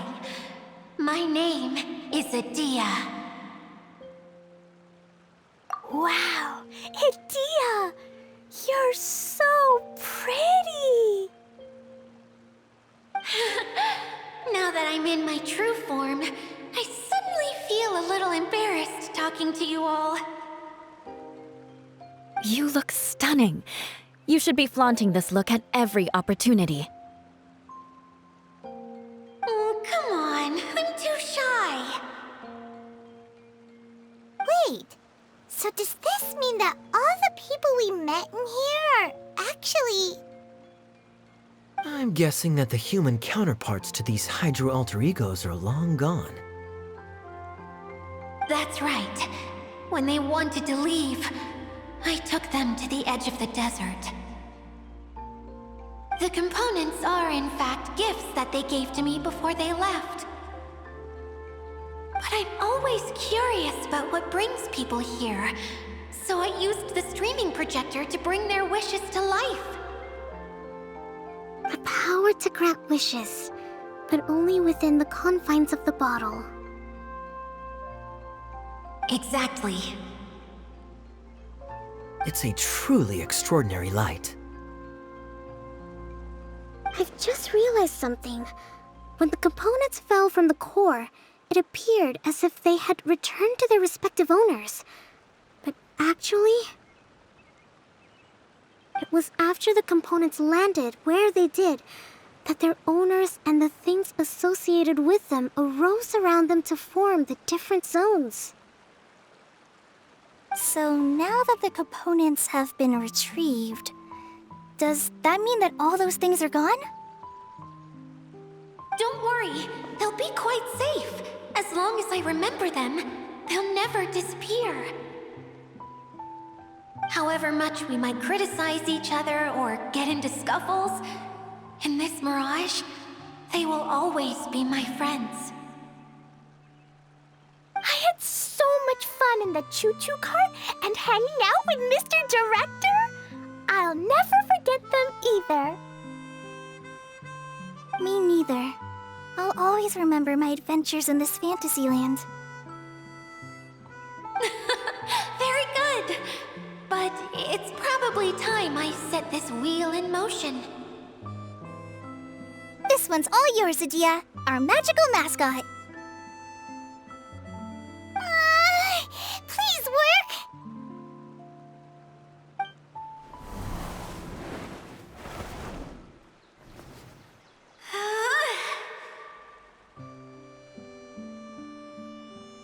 Huh?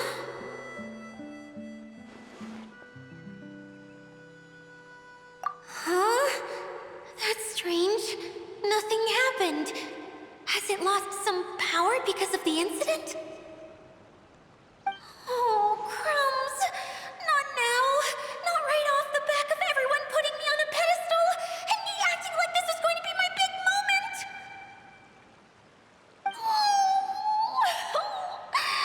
Someone get me a bottle!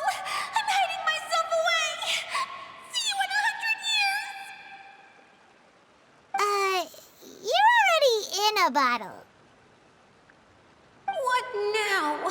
This was the only way! Now I'll never be able to show you how the Veluriyam Mirage is supposed to look. Hold on. I have an idea. Yes, General Sangonomiya? I'm all ears! If it's okay with you, would you let me borrow the Shinro casket from the domain's core? Ah, the Shinro casket. That sounds familiar. 1 second. Here. Is this it?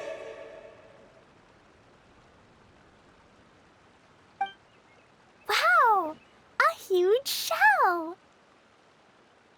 It's the relic that Kokomi mentioned earlier! So this is where it's been hiding!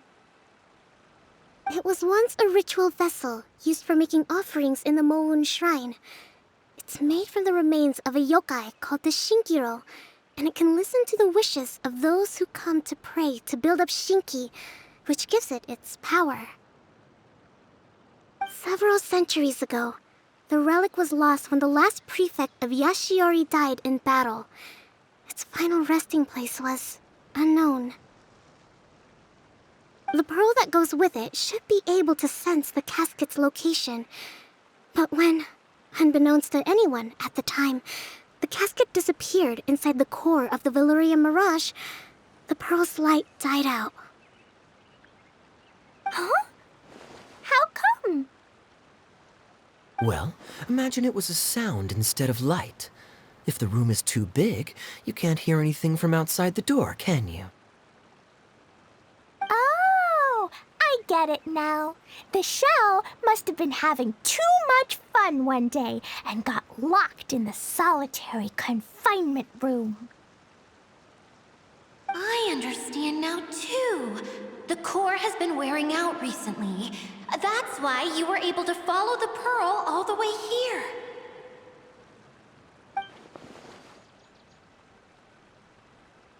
To get back to the story, without the offerings at the shrine, this vessel quickly loses its power.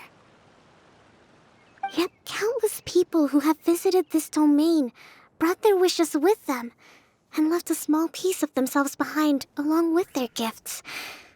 These have the same effect as the offerings at the shrine. Wow! I never knew this thing was so powerful. It is. Powerful enough to help you repair the Veluriyam Mirage with any luck. But what do I do with it? It's simple. We just need to awaken it by telling it what we wish for. For example, my name is Sangonomiya Kokomi, the divine priestess of Watatsumi Island. And my wish is to use my critical thinking and strategic planning skills to bring a little more joy into the lives of my fellow Watatsumi Islanders, as well as the lives of everyone I cherish. Idyia, what do you wish for? Me?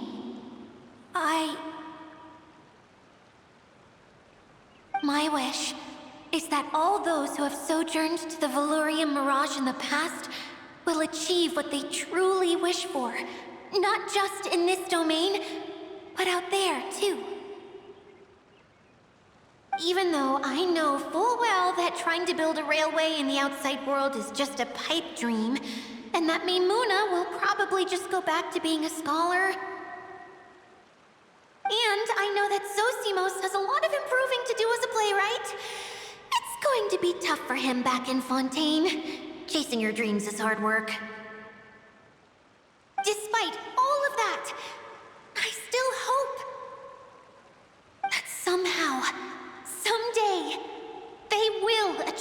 your dreams.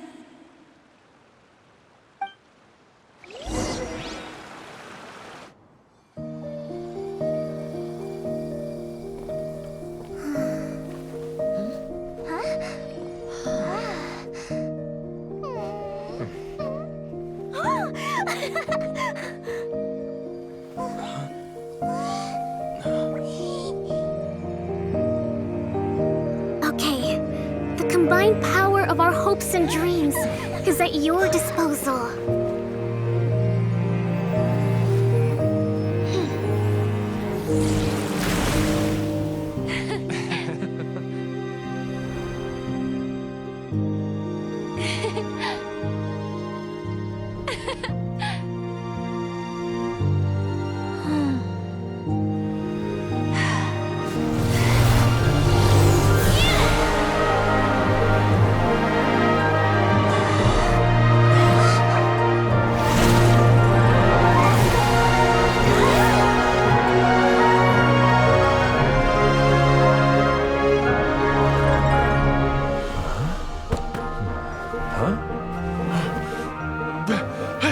Look!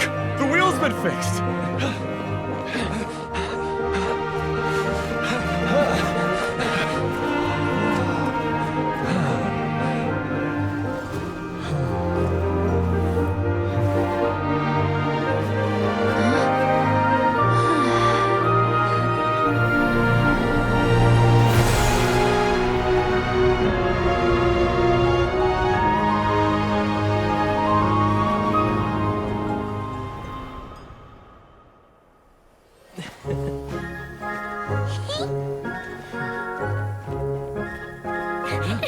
Come on, hurry!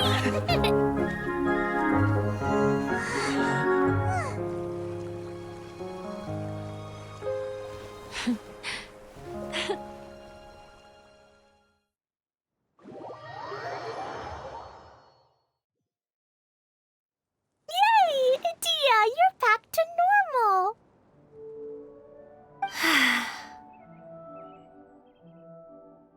Everyone's praise and curious questions went to my head. I said so many things I'm so ashamed of, and I lost the courage to live on.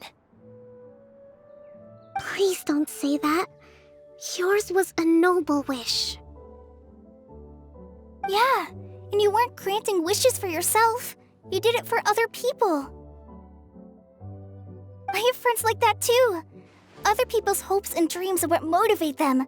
They'll work tirelessly just to see them smile. If you ask me, that's one of the most noble things a person can aspire to. Please, no more praise. I'm really not comfortable with it. It makes me feel so ashamed. Someone like me doesn't deserve so many people's praise. It's like I'm dreaming. Well, at least the domain is fixed now, and all the components are back in place.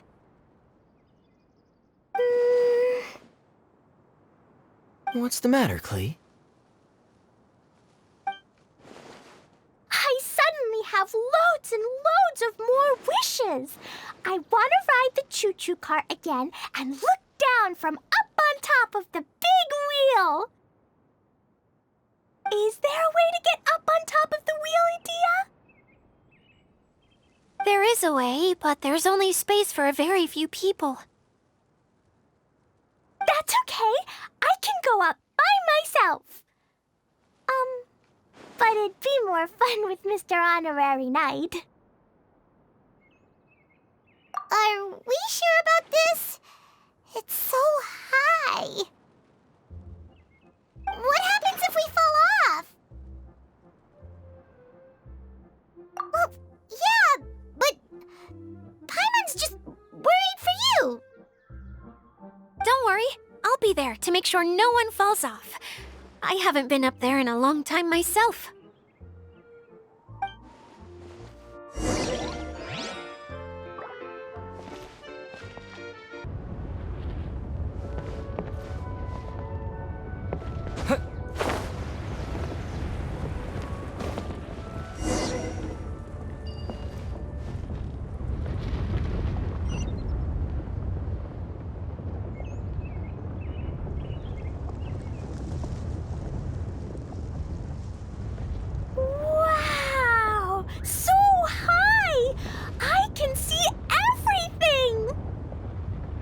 Idyia, next time you need to bring Kaya and the others up here.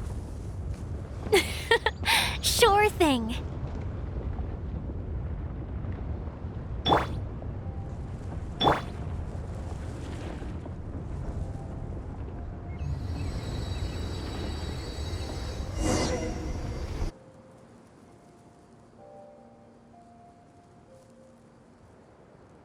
Whenever people have to leave this domain, I like to come up here and spend some time alone after I've seen them out.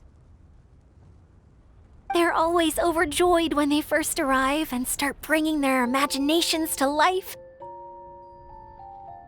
But once they realize that they can't take anything home with them, they get upset. Some of them can't bear to leave.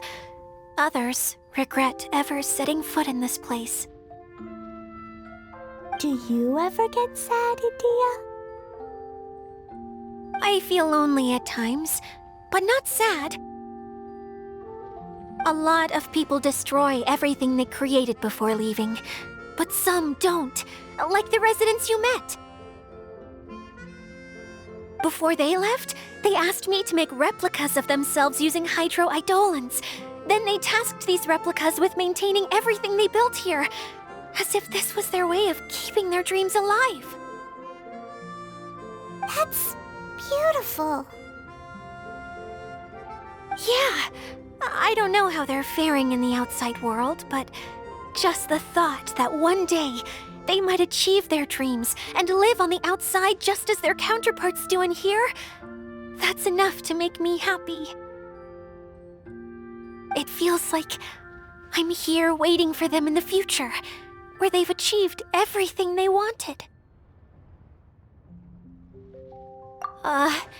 Really? I just think that every dream, every wish, is like a flame in a bottle. Whether someone is still working towards their dream or living it already, as long as whenever they think back to that spark of light within them, it still makes them smile fondly. That's all it takes.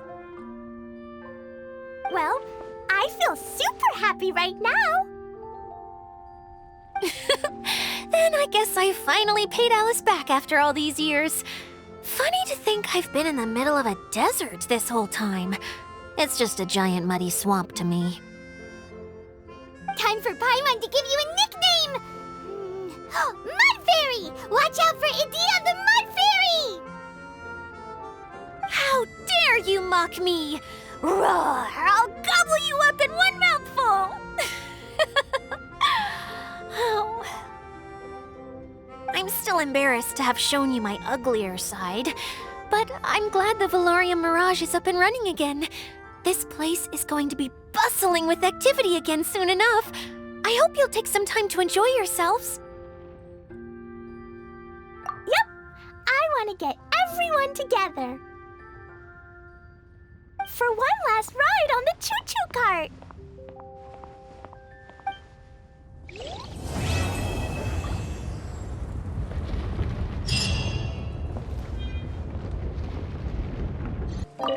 You don't plan on taking the shell back with you, Miss Sangonomiya? No. I think it's better if it stays here, with Idyia. Watatsumi Island has something new to treasure now. And slowly but surely, people are seeing progress in pursuing their aspirations. It'll be of more use here, where it can protect this puddle domain and the dreams of all who journey through here. If we start at our village and take a slight detour, we'll be able to see Caravan Rebot and Pardis the Eye on the way to Samiro City. Ah, very good. Oh, planning to do any souvenir shopping along the way? You can just focus on buying the gifts. I'll carry the bags. Don't worry about the weight. I can handle it. As long as it's nothing too gigantic, I'll fit it in the bag. Calm down. How many people do you think we'll be buying for? Mom, Albedo, Master Jean, Razor, ooh, and Diona, and Mona, and Fischl. What's that look for? Nothing. So, Klee, what are you planning to buy for everyone? Sensetia-flavored candies, and big fungi caps, and loads and loads of storybooks for everyone! But I haven't decided what to get for Mom yet. There's no rush. Let's see what they've got. And if you're still unsure, we can help you decide.